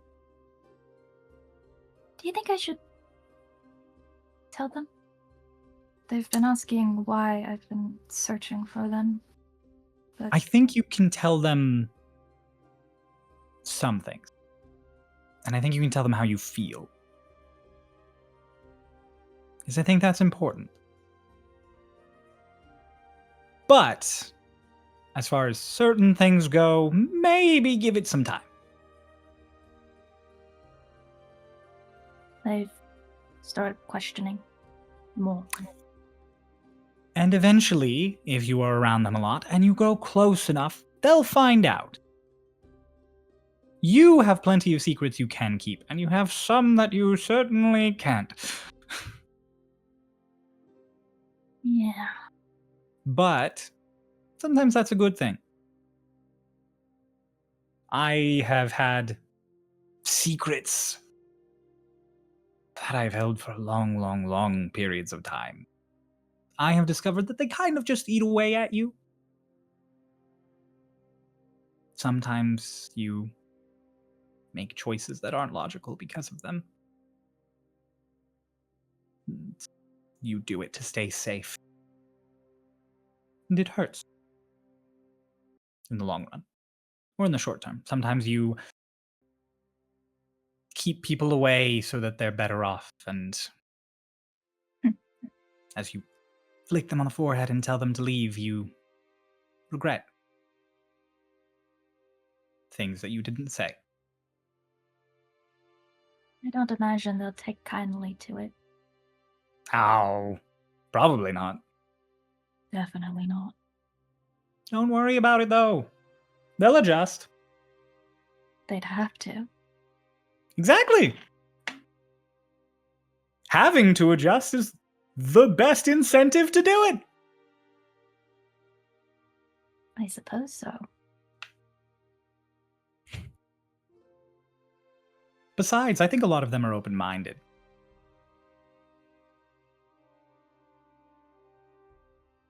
Perhaps a little too open-minded. Are you talking about Prashana Bella? Perhaps. She's a treasure. I knew her when she was tiny. Be nice to her. I will do just that, Granny. Okay. I care about you, and I am your granny as I am to many others, but that also means I can...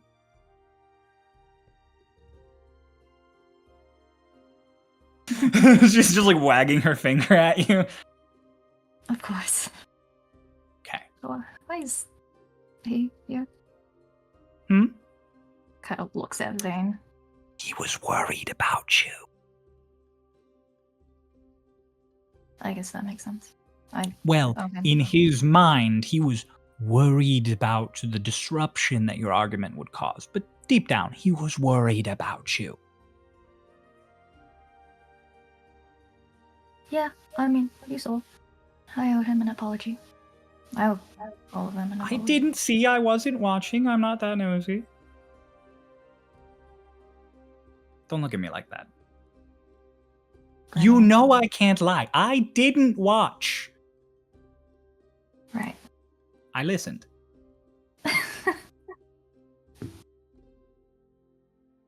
You're a joy, Granny. I know. And now that you're here,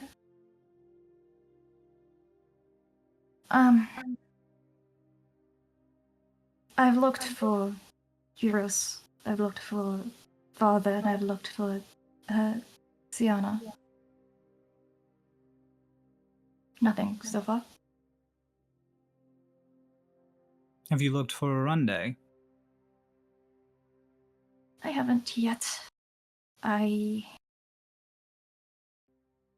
know Juros is maybe around, but I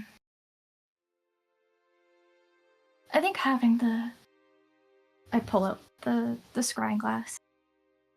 I don't know if this is doing me good in keeping my hopes up, or just disappointing me anytime I use it. I know the answer. Enlighten me. It keeps your hopes up. You know how I know? I still have it. Ding, ding, ding, ding. And here I thought I was going to have to spell everything out to you. You don't have to spell everything out to me. I have been alive for very long. Yes, you have. Yes, we both have. Goodness. Yes, we both have. Being You think I old should- is so unfortunate, Runava. You're telling me. Do you think I should try? What if it doesn't show anything? What if I can't find Mother or Nove or Rende? Then you try again? Or maybe one day you decide to stop trying and decide to try something else. As long as you're trying something. As long as I'm trying something. And as I just kind of roll it, totally, just very anxious. I'm just like, how's Cassowary? Cassowary's good. Her shop is doing excellent. She got a new neighbor after you moved out. She doesn't like them. Of course, nobody could beat me. Hey, that's a good attitude. She like tips your chin up a little. No, Cassowary is excellent. That's good. She misses you. You had good talks. I don't know how much talking I realistically did. Oh, she did lots of talking, though, and it She was did good lots. for her. You were a good listener. Still am. You're a good talker, too. Somewhere in there. The language barrier is probably hard. Absolutely. I don't know what people are saying 60% of the time. It's okay, fake it till you make it, darling. Indeed. Got it better. That's good.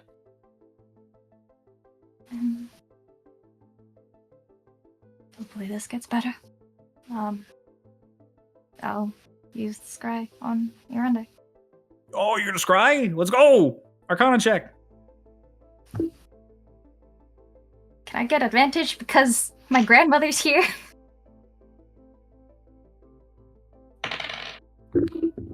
Yeah.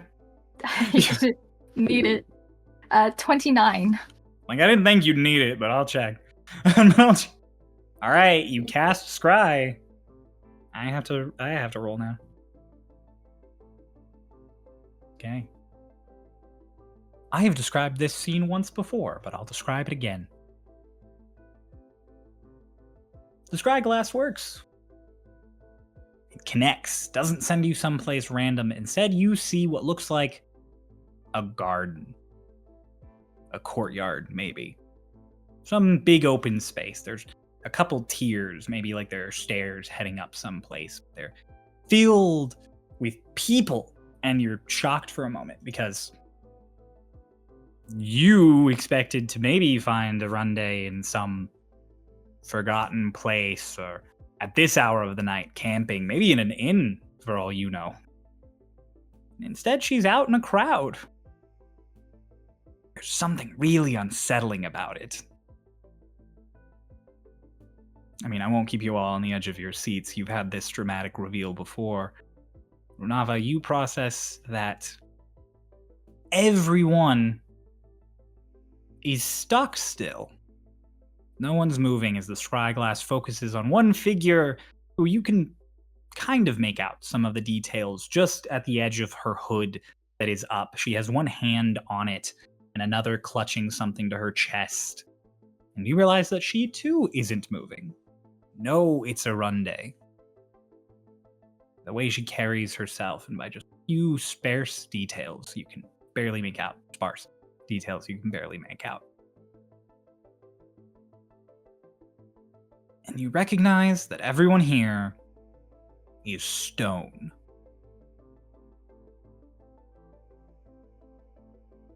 You kind of watch for a second in a little bit of a panic.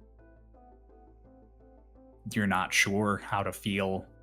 Relief, elation, horror all kind of mingle together. You feel your stomach start up again. And then there's a voice just, again with this. Again. And the scrying eye is grabbed and moved. You hear the sound of something huge moving. Grinding, sliding. Before finally, you are placed again, your vision on the ground, looking up. You see coming past it, like the side of a face, teeth, rows and rows of them along a scaly jaw, until eventually an eye opens up.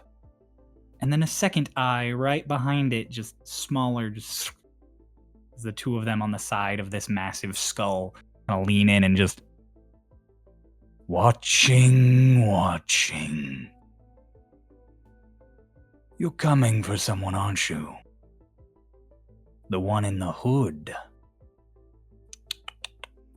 I like that one. Maybe. She'll have a companion if you come by to find her. And then you watch this whole massive head. It looks almost like a dragon rear up. You watch as it fisheye lenses away from you almost, and then the whole body comes down and just shatters the scry. You don't see anything again. Arlashna just sitting there, just, well, you do not seem happy. She's petrified somewhere. Oh, that's bad. That's terrible. It might be good. Any sorts of tipping her over would shatter her. Does it look like she's tipping? No, but That's good. whatever is there, it's like some sort of dragon with multiple eyes. It knows that. It knows that I'm looking for her. Oh, that's But- bad.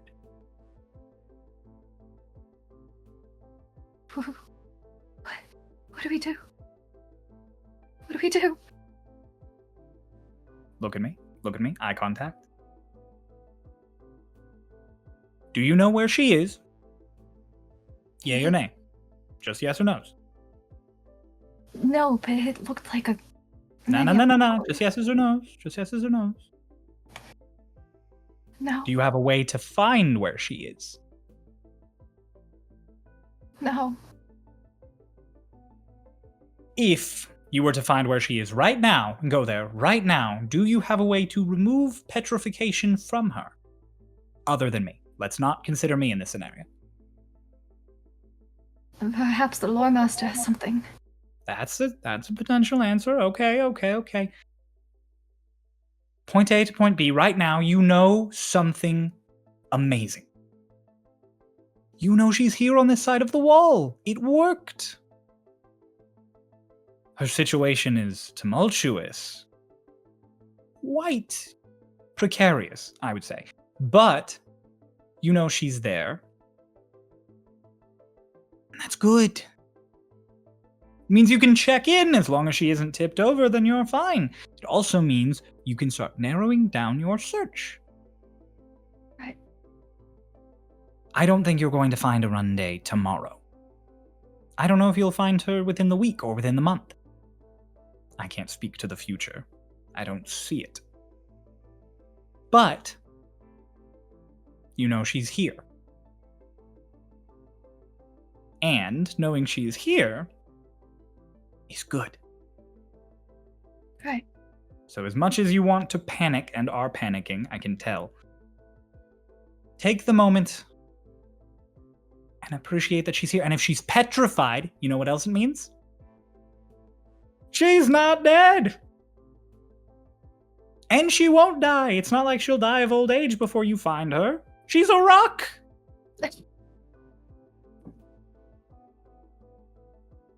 I mean, her shattering would just be annoying. It wouldn't be impossible. Put her back You've together. searched for this long. If you find her in pieces, you just put them all back together. I am not sure if that would actually work, but we'd have the pieces. We could make it work. It'll work as long as we have all of the pieces. It might tumble up her insides. But nothing, a little bit of kystic. Couldn't. I don't know about organs. You might want to start working on that. I'm coping. Good job. Good coping. Now, I have my my associates who are coming up the stairs right now. They're going to be here momentarily. When they get here, I'm going to dispel you and the nice robot girl and your friend. You two are going to walk home, have a nice conversation. Right. You're not going to walk in silence the entire way, right? I don't think he's capable of that. Actually, he is. We've done that once. See? Once. But this time, it's not going to happen, right? Zervi will make sure it doesn't. Oh, that's right. Hello. You're so cute. I'll never get over you. Look at your little face. Yes. All right. Be good. You'll see Prashana Bella. Be nice. Be nice. Go fishing with the Selleck fellow. He enjoys it. He's doing it right now. Nope, I know how. Okay, sure. It's good. Get out. Get a little sunlight. God knows a Shadowkai could use it. Sure.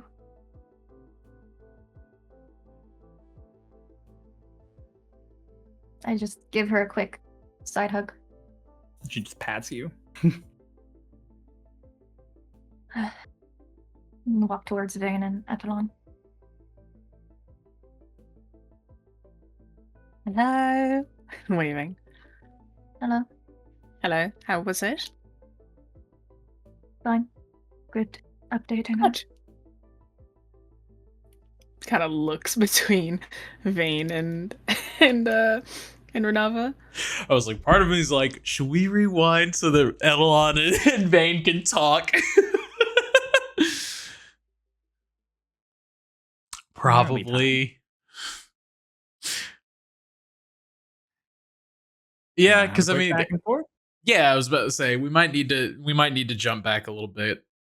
I will say, just for the sake of making sure everyone gets some playtime, then, Selleck, Yeah. you Hey. got Rook's bag clean and popped it back on, and he's just like, smells delightfully canvasy in here now. Did you want me to scent it? No. God, you'd make it something fruity. I would scent it how you'd want it. What do you want to scent it like? Brimstone. Okay. It smells like strawberries. You son of a bitch! I knew it. I knew it. I knew it. You gotta deal with that for the next hour. Actually, no. He does it again and it smells like chicken liver. Oh, what the hell is this? It's chicken liver. If it'll, I don't know the fish around here. Maybe And then all it'll of a sudden attract them. I rolled for Rook. As he's talking, there's just a oh god! Oh, you got it! You got one! You got one! He starts like Rook, get up! flapping his wings. He's like Rook, get up! You got one! I don't know. He starts Get up! babbling. And he like gets behind him. He's like, okay, ready? Oh, you're good. Keep reeling. You're doing so good. So, like, do you want to roll me a d12? Sure. Bah. 12. Oh! 12. Hold up. I love how you always take a picture, like a tone. When I max roll on a die, I feel like that's a 12. He's reeling, and then finally it just comes up. He had no bait. I rolled at disadvantage. He rolled a nat 20 and a 15. So he reels it on up, and up comes not a fish. It's a long creature, maybe at most like 2 feet. It's pretty small. It's an eel.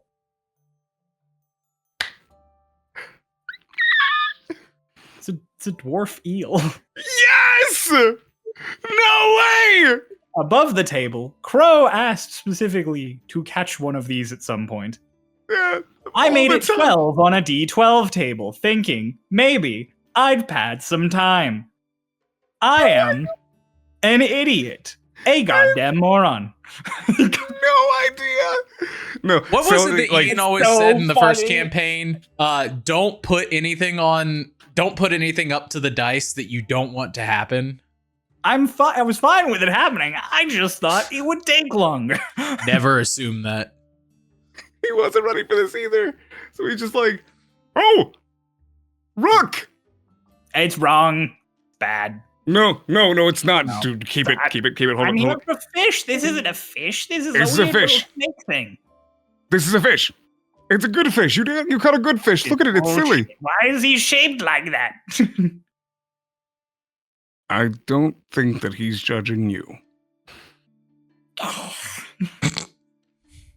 Oh. I want to keep you. So it sounded like he's drowning. He was drowning in the air. It just he dunks. You're right. He dunks him into the water, but tries to keep him on the line. You just There's a hook in his mouth. He ain't going anywhere. yeah. He's just, Oh God, how do I deal with this right now? I want to keep this fish, but I didn't expect to You got a go cup? and. Do I have a cup? You squish it into the cup. Let me check really fast. I think Selk has something for this.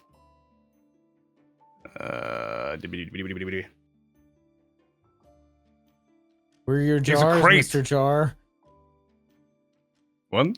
You have many glass bottles. Probably none that would be big enough. You have a crate?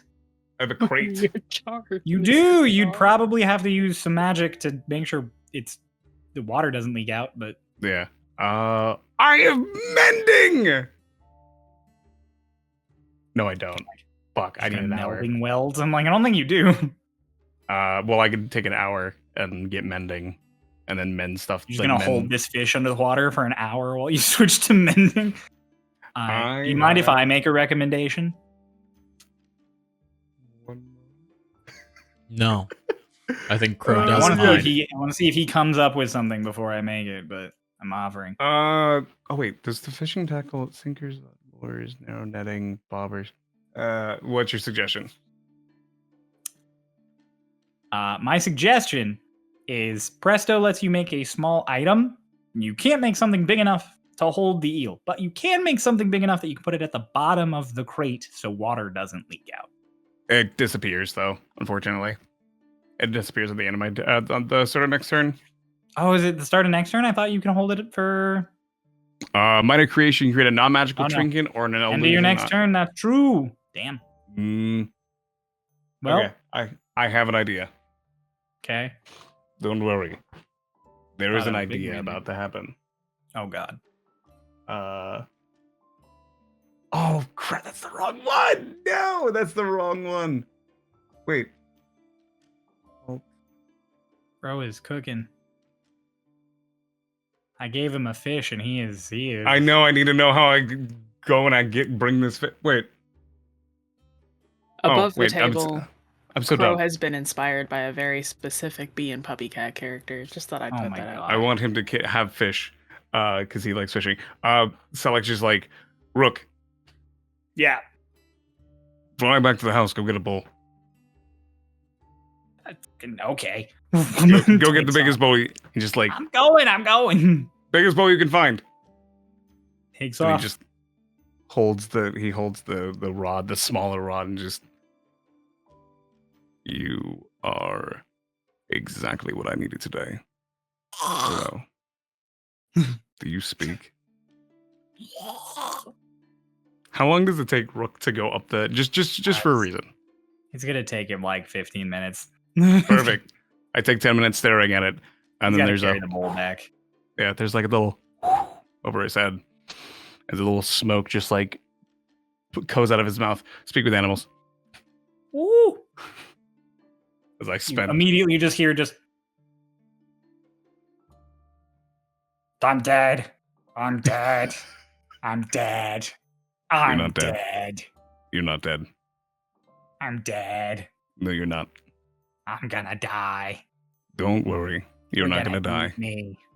No, I'm not. You're Though, gonna eat me. you might die if I let you go. It looks like there's a lot of things in this water that want to eat you. Well, yeah. So, would you like a place where you are fed every single day? You never have to hunt for food again, and you get a comfy living space to stay. You will never have to worry about something coming and eating you ever again.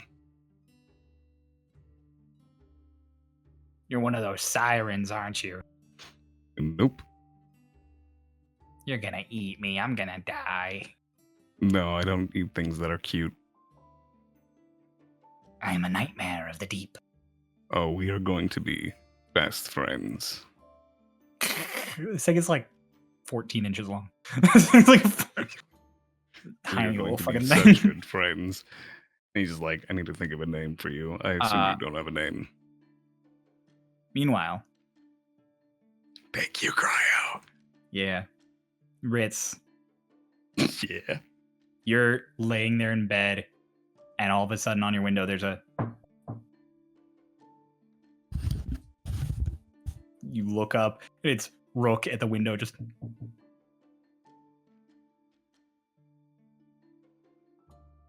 Don't kill me!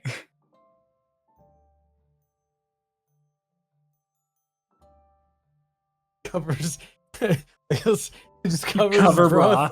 Yeah, keep him Broth warm. literally just... Woof!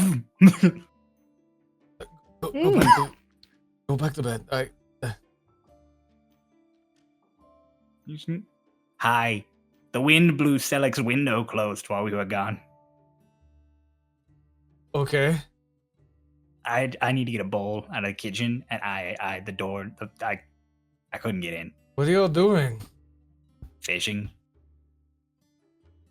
Why? I So don't know. late. I don't know. Normally people sleep. Like I was doing. Oh, well, Selleck's like kind of an elf, so he doesn't always sleep. So I think we were gonna fish for a bit, and then he was gonna... How long's he been out there? I don't know, like an hour? Does he need help? Does he need help? He needs a bowl. That's why I'm here. You carry a bowl? I can carry a bowl. Let me see your arm. And he holds up his tiny little arms. He's like, I'm a lot stronger than I look. Closes the door, closes the window, goes down the stairs, Hey, grabs a bowl, hey. comes back up, opens the window. Thanks for not killing Show me. me. Show you? What do you mean show you? It's a bowl. Yeah, lift it. Jump Takes it. around. Well, he pulls him in and he's like, test yourself. Show me your resolve. He puts the bowl on top of his bag. It kind of Run squishes around. in it, and he just... He walks Is he- around in just weird little Is he patterns. like on losing the floor. balance at all? He's okay. It's kind of big for him. Weight wise, he's fine. It's just kind of awkward because it's like you grabbed a big bowl. So he's just like, see. You need bigger? No, I think this is fine. Do you want to carry it? Do you want to come? I can. That works for me. Oh, you do have to go down a cliff though. I don't know if you can do that. I once had to scale this giant peak. Save my village. It was rough. Okay, Grandpa, was that when you were 200 years younger, or can you do that now? I Please can do don't it kill now. me. Okay. let's go then. Let's go. Guess You I'll head go. out. Meanwhile, the Legion of Doom. We're gonna cut back to the Ursat Institute, where there is not a knock on the door. The door is instead just opened, kind of like flung aside, and you all are like the three of you who are sitting and talking. Oh wait, we were gonna do a meanwhile. That's right. Hang on, I forgot. Vane and Lonnie was like, wanted to talk. I forgot. All right, quick meanwhile. Then the door will be flung open. Okay. Pretend I didn't say that. Okay. I don't know what you're talking about. Hi, Lonnie. Hello, look. And she like pushes the book into your chest. Okay, here. And she like opens it and then points at a page. Now read from here and move forward. And then just the same things, reading about Osmandias and whatnot. That's funny. And Who the knew Will Moonlight was a Kingdom. prankster? It's funny. And then the Moonlight Kingdom, which apparently is very funny because you guys saw 3 moons. Right. Yep. Yeah, isn't that interesting? I think it's a coincidence in that case. A coincidence. And like I told Runava, how many times does it have to happen before it becomes fate? 3. 3. You two have different answers. Once is random chance, twice is a coincidence, 3 times. Now that's a pattern. Interesting. Lonnie looks back over at Runava, and Arlashna looks back at Vane. All right, what happened? Fucked up. Oh, it's your fault. And she like sits back in the chair, her hands in her lap. I mean, yeah. Yeah. What'd you say? I didn't know. Okay, I did know. It's troubling that we keep almost dying every time Runava's headpiece is involved. Right. We've hit coincidence. Right. So I got a little bit pressy so it didn't become a pattern. Right. I didn't think she'd get upset. Well, of course she's gonna get upset. She's telling you that she doesn't know over and over, and then suddenly you're pressing into something that she doesn't have the answer to. People can lie. People can lie, but at the same time, then if she's lying, then she has a reason. That's not always a good. Good. She like flicks your forehead. That's not always a good thing. Yeah. You can lie for Says shit you. reasons. You're one to talk. She kind of like side eyes you. I lie for a very good reason.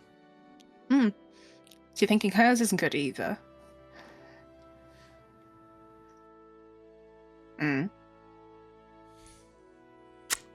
Shut the fuck up. No, I won't. Here's the thing. She like leans over the table. I said the same thing to Renard. I'm saying the same thing to you. All that you all need is to have a chat. And it doesn't even have to be about facts. It doesn't have to be about secrets. It doesn't have to be about anything like that. It needs to be about feelings. Yeah. Why do you think I came here, Lonnie? Yes, exactly. Wonderful. I'm glad that you've already thought about it. Because I didn't want to have the same conversation twice. All of you have so many secrets.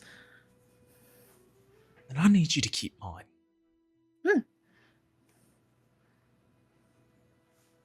It's a delicate balance that I didn't think you were going to get involved in. But it involves a lot more than me, you, anybody in this fucking squad.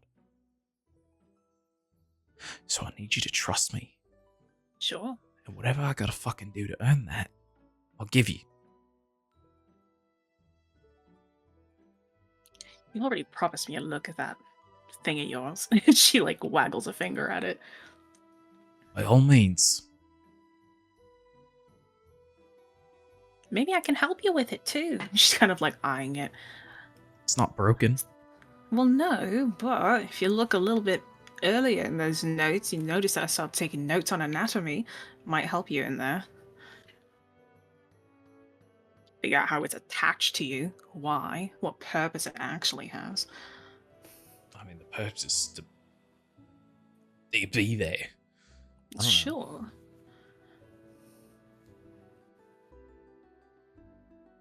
I don't even know what half of these are, Lonnie.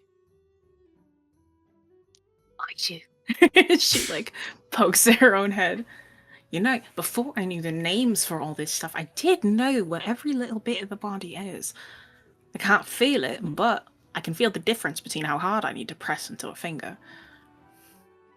Difference between bone, muscle, fat.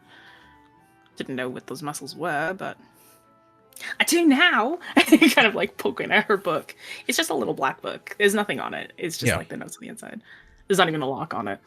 Just how you been keeping yourself busy? Research. Yeah. Tons of research. You know, looking through just the libraries. I'm a naturally curious person, so you put me in a place with one of the largest libraries in the entire this side of whatever. You know, can't expect a girl to stay in the room for forever. You know. Yeah, I'll give you curious, that's for damn sure. Oh, of course. The Vane kind of like closes the book and like sets it on his leg, and he's like, "What can I do you for then? How can I sate your curiosity?" I'd really just like a look at it. Just to see how it attaches, but I don't think it kind of looks at Arlashna. You'd want that here. I don't think I'd want to take my shirt off here, no. No. Some other time, maybe. Yeah. It's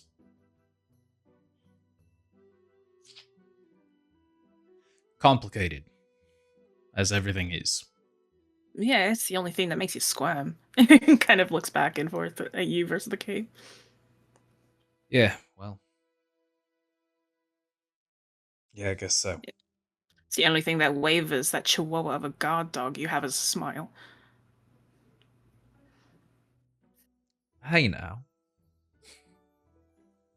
I'll have you know that it's at least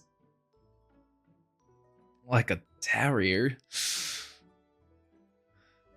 I've seen your type a lot. It's Have okay. you know?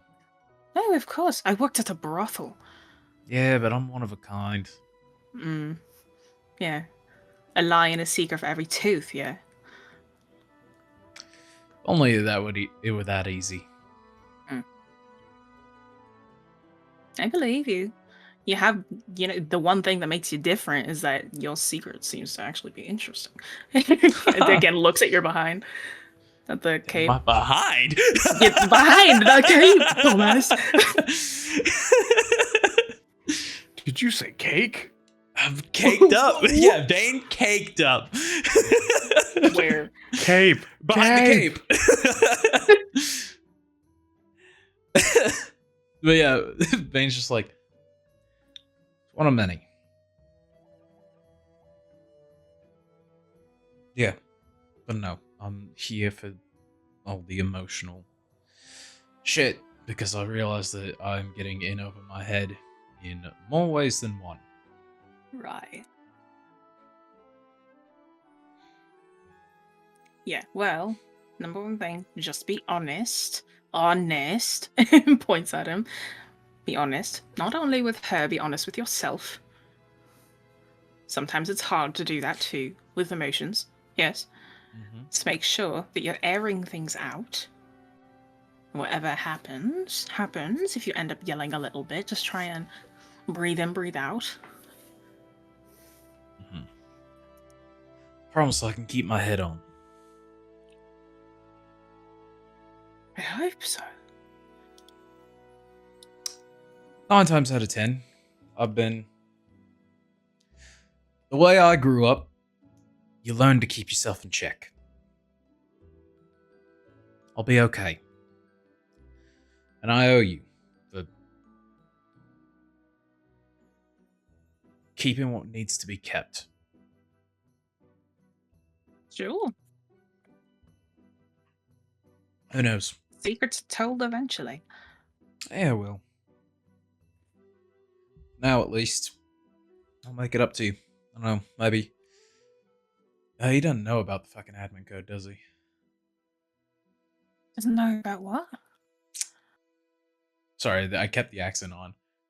Oh, I said he he doesn't know about doesn't what? know about the admin code, does he? He doesn't know anything Nope. about your... Yeah. Only Just- Select.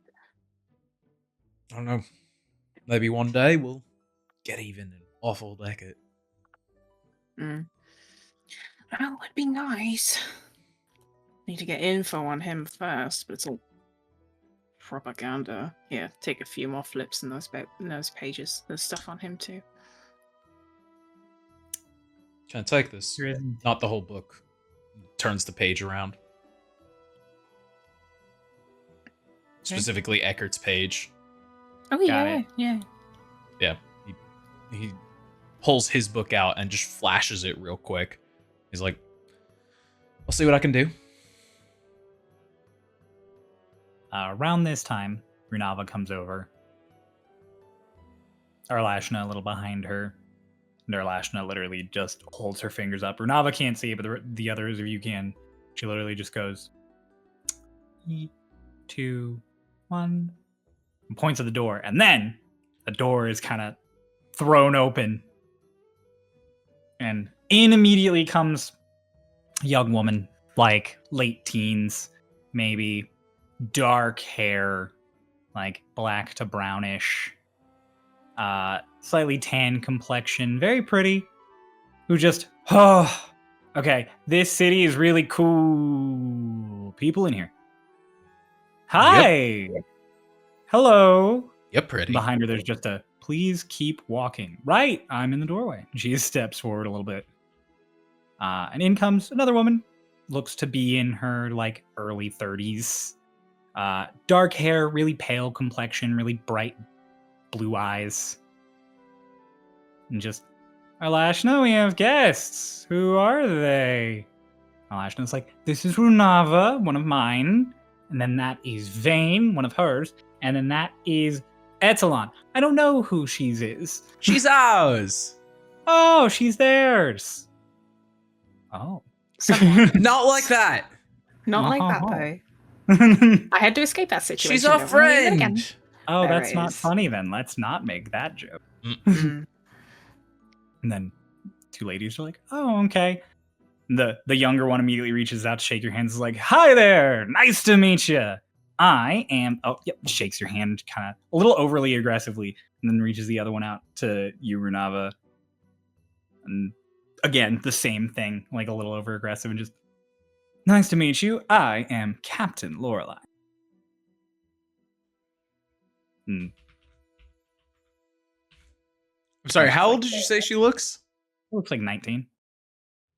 Yeah, Captain. Yeah. Half elf? Youngest one Twinktania's ever had. Half elf? No, Damn. I'm special. Seems to be a lot of that to go around. Yeah, especially where we're from. Right, Alina? And the older lady's just like, yes. Very special indeed. Pleasure to meet you both. Archmage Alina.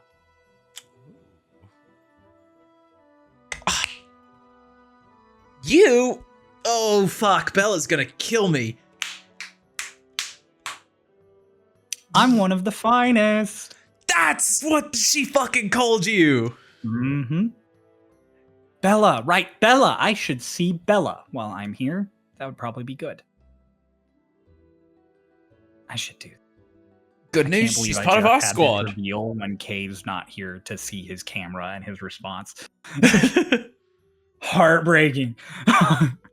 Good news, she's part of our squad. Oh, awesome. Great. I'll swing by sometime when I get time. We'll I'm see. sure she'll have a fucking cow. She talks about all of you guys constantly. Okay. Arlashna, do you think that's a good idea? And Arlashna sits there like, sure, that sounds like it'll be a great idea. Sure, nothing can come of this other than positive things. It's probably not a good idea. Fuck. I'm sorry, I tried really hard, but it's just not something I can do.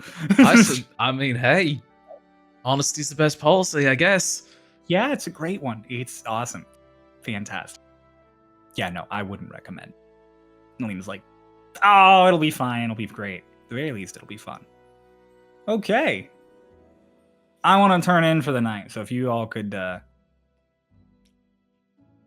a great course. night. She pats you each on the back as you like go by. And the younger one's like, bye, good night. Have a good one. See ya. Yeah. And she gets like elbowed by Alina. And she's like, ow, okay. Bye. Just they both leave. Or you all leave, you're all out in the hallway, and the door is just closed. Vane has a moment of just like, he's like, eh, and then he realizes the context of the situation he's just been thrown into, and he goes, oh. Right, you have to stay here, Lonnie, don't you? Yeah. It's all right. No, you're right. You're right. Yep. Well, Runava, let's go home. I'm sure Bella's pissed as fuck that we both left on our own. Oh, right, very good. Uh-huh. I forgot about it too. Yes. And Lonnie puts notably one arm around Vane and does not touch Runava. And you both can talk. It kind of pushes Vane towards Runava, but again, making sure she doesn't push Vane enough to where he doesn't touch Runava. Yep. Good night, Shall we? Lonnie. I'll let you Good know if I find night. out anything. Excellent. Let the others know that I have notes and things they can come look at. Have a good recharge. You got it. Yeah. Ah! You've got to recharge. Yeah. Okay. Bye now. All right, Alright. bye. See you around. You guys head out. You begin the walk home. Quiet. The streets are mostly empty. There's always people moving around Cloudbreach, but it's quiet. The moon is out. The clouds are pretty mellow, except for the ones that are on the storm wall, but otherwise, it's a decently clear sky. The single moon above you is kind of nice, but also ominous, purely by its nature. What do you think happened to the other two moons? Something ate him. That would mean there would be a bigger creature than the moon. I feel like it could be anything. What if they just left? They just got sick of it. Could they? Suppose it's possible. I don't know. Maybe they took them. Maybe that big light is just shrinking the moons down and somebody's got them in the fucking pocket. Somebody just has moons in their pocket all these Yeah. years. Yeah. It's on some mantelpiece. Would be an awesome mantelpiece. I guess Imagine so. saying you have the moons. Yeah.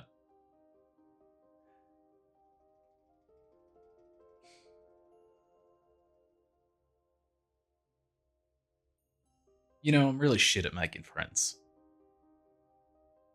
You don't say.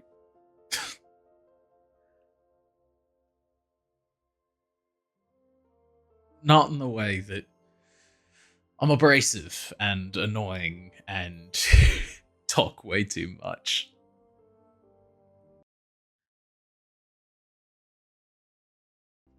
I'm really shit about caring for people. Even when I try to, I get in their way.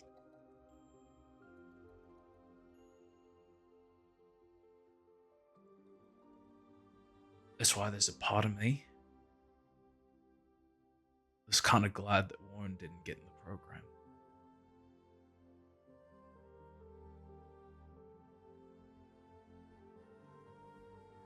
Because I think I was getting in trouble. Getting them in trouble.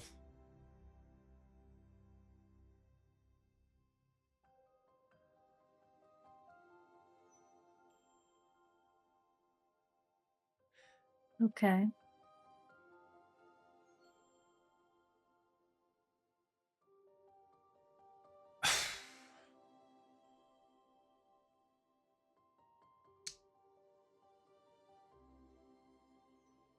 I'm sorry, Boone.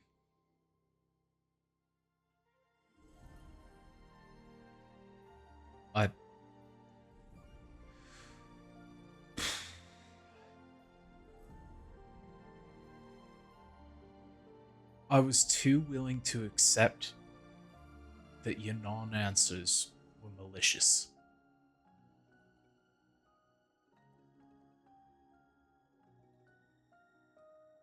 That you were more willing to lie than to look me in my face and tell me the truth that you didn't know.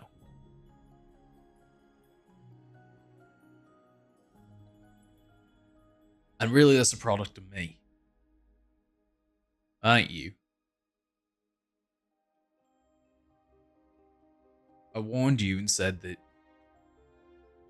if you're so caught up hanging in the back of the room and just thinking about shit, that you wouldn't live. But the opposite can be true. If you go into a room and assume that everybody's looking at you, that everybody's thinking about you, whether that's good or not,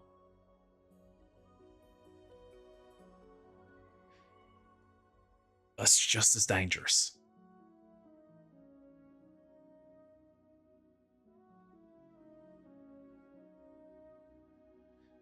So I'm sorry. I shouldn't have put that on you. Especially not when you did the decent thing of even letting me in to begin with. I know that's been hard, and I know that you haven't really done it with the others. At least, I don't think so. And I betrayed that trust.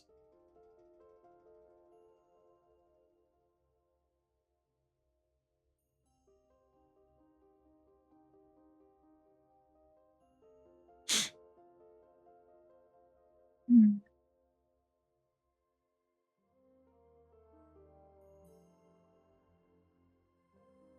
Unfortunately, grandmother told me to talk thus.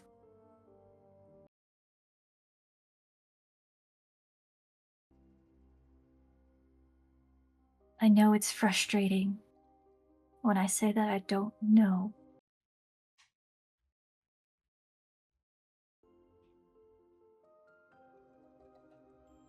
I know because I'm frustrated as well. Imagine being so close to somebody and then you don't see them for years, and suddenly the only thing you know about them is that they're leaving pieces of a treasured item for you to find. Never showing up, never showing face.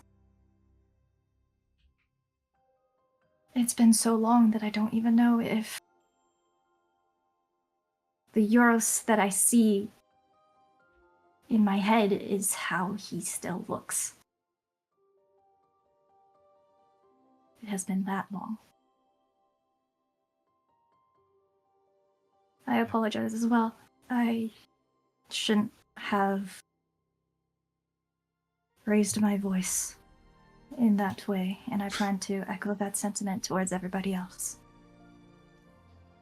You were right to, with me at least. I was being a dick.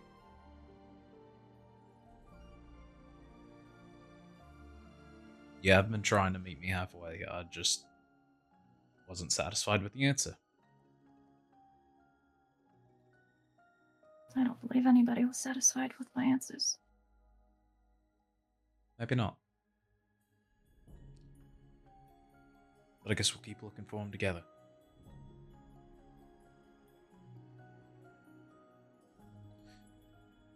Right. Plus, we've got 2 moons to find and put on our mantle. I plan to shrink them down. I've done crazy things. Well, maybe not, but I mean, it'd be a hell of a trophy. Say you own 2 moons. The 2 Nobody else lost could moons say of that. Starloss. Nobody will believe you. Oh god, no.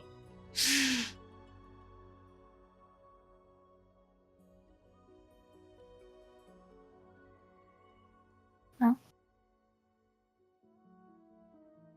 I ain't gonna make you talk more than you want to. No, my grandmother told me to. Thus, I have to. What, she's gonna reprimand you? Absolutely, that woman is terrifying if you get on her bad side.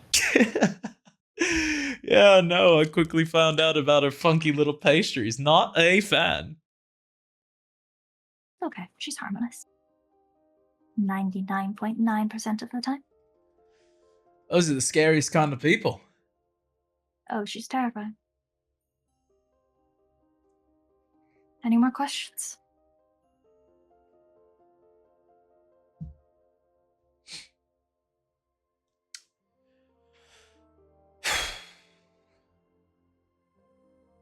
Just one, I guess. You hungry?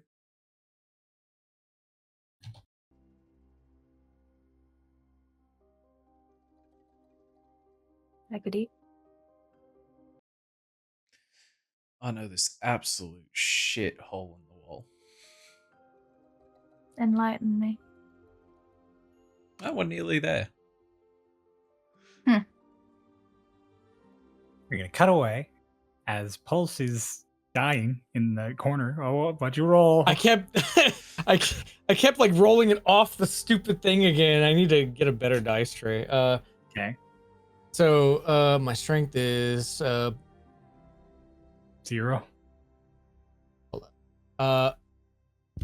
dirty 20. I kid you not. Oh yeah, you do have a +1 to. Alright, I asked Pulse to roll me an athletics check for this next moment. As we cut back to Selic. Selic, you're at the bottom of a cliff. You're still trying to talk to this eel, which basically you've managed to get from like, you're gonna eat me, I'm gonna die. You've managed to talk him down to just like, you're gonna take me somewhere. It's gonna be weird. I don't know if You're I'm gonna gonna have like it. You're I don't know gonna if I'm have a gonna good like the life. people. I don't know if I'm You're gonna gonna like have the a great company. life. I don't know You're if I'm gonna gonna- like the food. Well, best thing is we can communicate. And then as you're going, Rook just kind of lands next to you, just like, okay, how's he feeling? I talked him down from "you're going to eat me" to "I don't know where I'm going." Oh, well, that's fair. I mean, he doesn't know where he's going. He should probably worry about it. Not knowing is a real. Also, I could speak to him. I kind of gathered that from you saying you talked him down. You know, fair. Yeah. Plus, I knew Where's you the- got that. You got that spell, right? I switched it. The bowl. Oh. Points Where's up. the? You look up and you see Ritz just.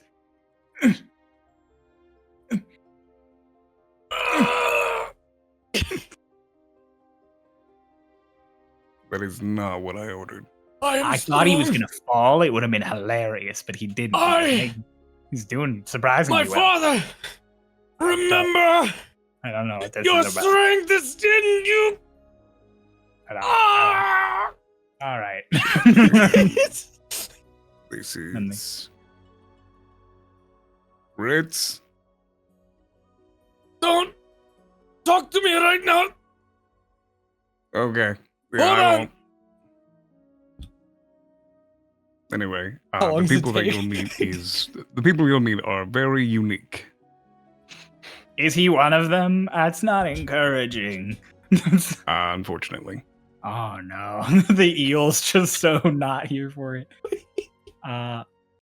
But Ritz, you were pointed out to Selic when you were already most of the way down, so you make the last bit like just a couple minutes before you're finally sitting next to Selic. Oh, Um, why are you out here? why did Also, you? there's a bowl. I think I should ask the questions for. Oh, thank you. Are you eating something? No, I needed to. He just like quickly dips the bowl in the water and just and transfers the eel into the bowl. Is it big enough for the eel? It is big enough for the eel. Not super comfortable for the eel, but it's big enough. Okay. You're going to stay in here for the night because I do not have a proper tank, but I'll go and get one in the morning. Oh, that's okay. Like talking to the eel. He's like not even looking at Ritz. I don't like Oh. the yellow one. Oh, I'm so the sorry. yellow one. Why is he yellow? Sorry, here. And he just It's like really close. Get him away from me. I'm gonna bite him. There can only be one yellow guy here. Ritz, you're scaring him. Ritz. I'm not scared. I'm gonna Are you bite trying him. to be his I'm friend? gonna eat him. I can understand what he's saying. He just wishes for his privacy right now while I'm taking out the hook. That's not true. Let him get back in here. Let him get close again. I didn't know eels were private. Well, no, it's just that I'll you're, share these teeth with you, you yellow son of a gun. Yeah, no, he's just a bit spooked right now. Well, I would be too. If I was in my presence, you know.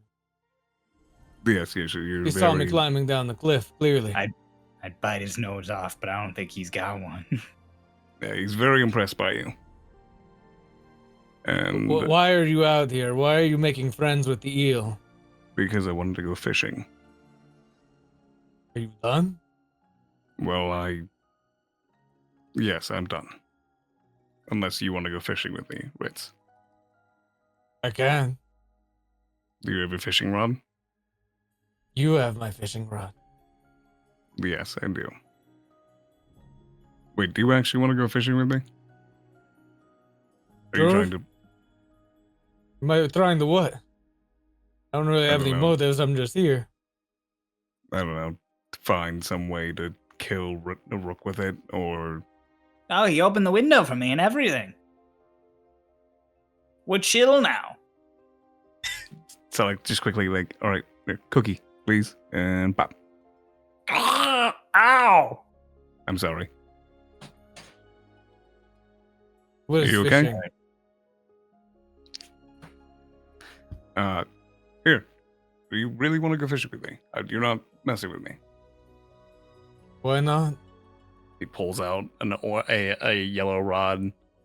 Here, it's already lined and everything. Just reach in that bucket and grab a worm if you want to go fishing. Have you been fishing before? No. I can teach you. There's not really much water where I come from. And he like sits. He puts Cookie over and just all right. Stay there. We're gonna get you a bigger tank tomorrow. Apologies. can't If you go need anything, let anywhere. me know. I don't know why Yeah. he told me to stay. But, you know, fair. And then he goes I'm over and he out, just right? sits next to Ritz and like starts explaining like the proper casting and what you're looking for, not to reel in immediately. Let them take the bait. What you should look for because the water is moving. If something's actually grabbing the lure, or if it's just the motion of the water, Selling starts like info dumping on you.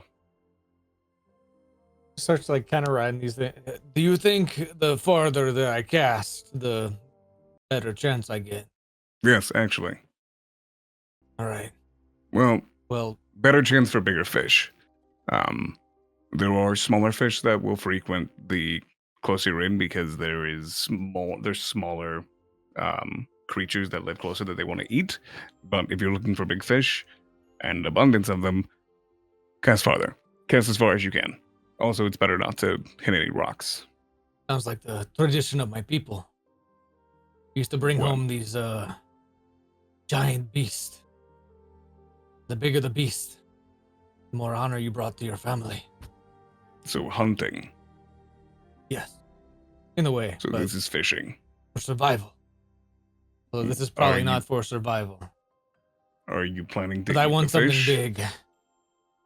Are you planning to eat it, bring it home, cook it, or you just catch and release? Because that's what I was just doing until I they're got gonna Cookie. eat me. They're gonna eat me. It's happening. They're talking. Cookie, you're a about special case. I'm not going to eat you. it. You know, Like I said, I don't eat things that are small and cute. I think it will depend. Depend if you can bring it up the cliff. Yes. Go ahead. Good. That, yeah. All right. I've already taught you how to cast it. See what you can get. And Selleck just... Right. Pulse, just roll me in 20. I have a thing I want to add to help Oh, how far I'll okay. go. Oh god. I want to use the jump spell and go into the air and then whoosh. I'll give you. Don't you take damage after that? That's fine. I'll give you advantage, and you do take. That's 30 feet up, so it's 3d6, 2d. right? for every 10 Damage is feet a over small 10. price So to pay for the catch of the day. you take 6 points of bludgeoning damage, and you get advantage on this Fuck yeah. 20. And such. Okay, that's the thing you did, Just a straight roll. and you decided to do. 15. 15. That's enough. Roll me a d12. Wait, Pulse. Mhm. You don't take full damage, but you use the flight token that we got in the first episode. That's true. It auto triggers if you would take fall damage. Oh, you so do, close to you're- 12. That's crazy. You're falling down and just. I'm so sorry. I forgot that it's any time you would take fall damage, not just if it's over 60 feet. It's just any time you take fall damage. So close to 12. I got a 2 though. You get a 2. That is one number away from 12. Yeah. 2. And this is the saltwater list. Okay. You pull up a very cute it's a little yellow tang. Yay! For those of you who don't know what a yellow tang is, it is I love those little fuckers. this stupid looking fella right here. Yeah. That's what you fish up. That's what you. But Kind of like it's- looks at it. Oh, it's yellow. That's. It's what that's just you know, fucking something you else. reel it back in, and Sully's just like, Ritz, you Yeah. got one. Can I use this for bait to get something even bigger? No. Yes, but no. No. Don't hurt it. No. I mean, you can, but Wait, did it take my bait? It kind of opens the mouth a little. yes, it's going to try to eat your worm. Get off my bait! Get off! No! Ritz, stop it! I don't want to As stop. This is happening. He's like holding back Ritz, trying not to let him punch the fish. Fucker is at home getting set for bed. He said, "Fucker." Etalon is finding a spot to rest and recharge at the Institute. Vane and Runava are standing at a table in Nearly's because it is still kind of busy, much busier than Runava probably likes. But food is on the way. Zervi is very excited. And back home, the only one present to witness all of this is Broth, because he hung out. And so he watches from the top banister as Bella comes home, begins to decorate all of the things she bought from the All House. The mantle has plants set up, a nice vase put by the edge of the kitchen counter. Bouquets are placed in them. She sets a doormat outside that Broth doesn't see the writing on, hangs a wreath on the door. Then she lays on the couch for a little while and cries herself to sleep and passes out in the living room. And that's how we're going to end our session today. No. As Broth flits down and knocks the nice little blanket throw she bought for the top of the couch onto her, so that she's not cold while she sleeps. Is this motherfucker evil or not? Thank you all so much for watching, listening, enjoying this session of Starlost Stormridden. If you liked it, you can always support us. All the links down below. You can check out social media. You can watch other episodes or one-shots. You can go over to our Discord and our Ko-fi and all of that stuff. But for now, we'll see you next time. Bye-bye. Bye.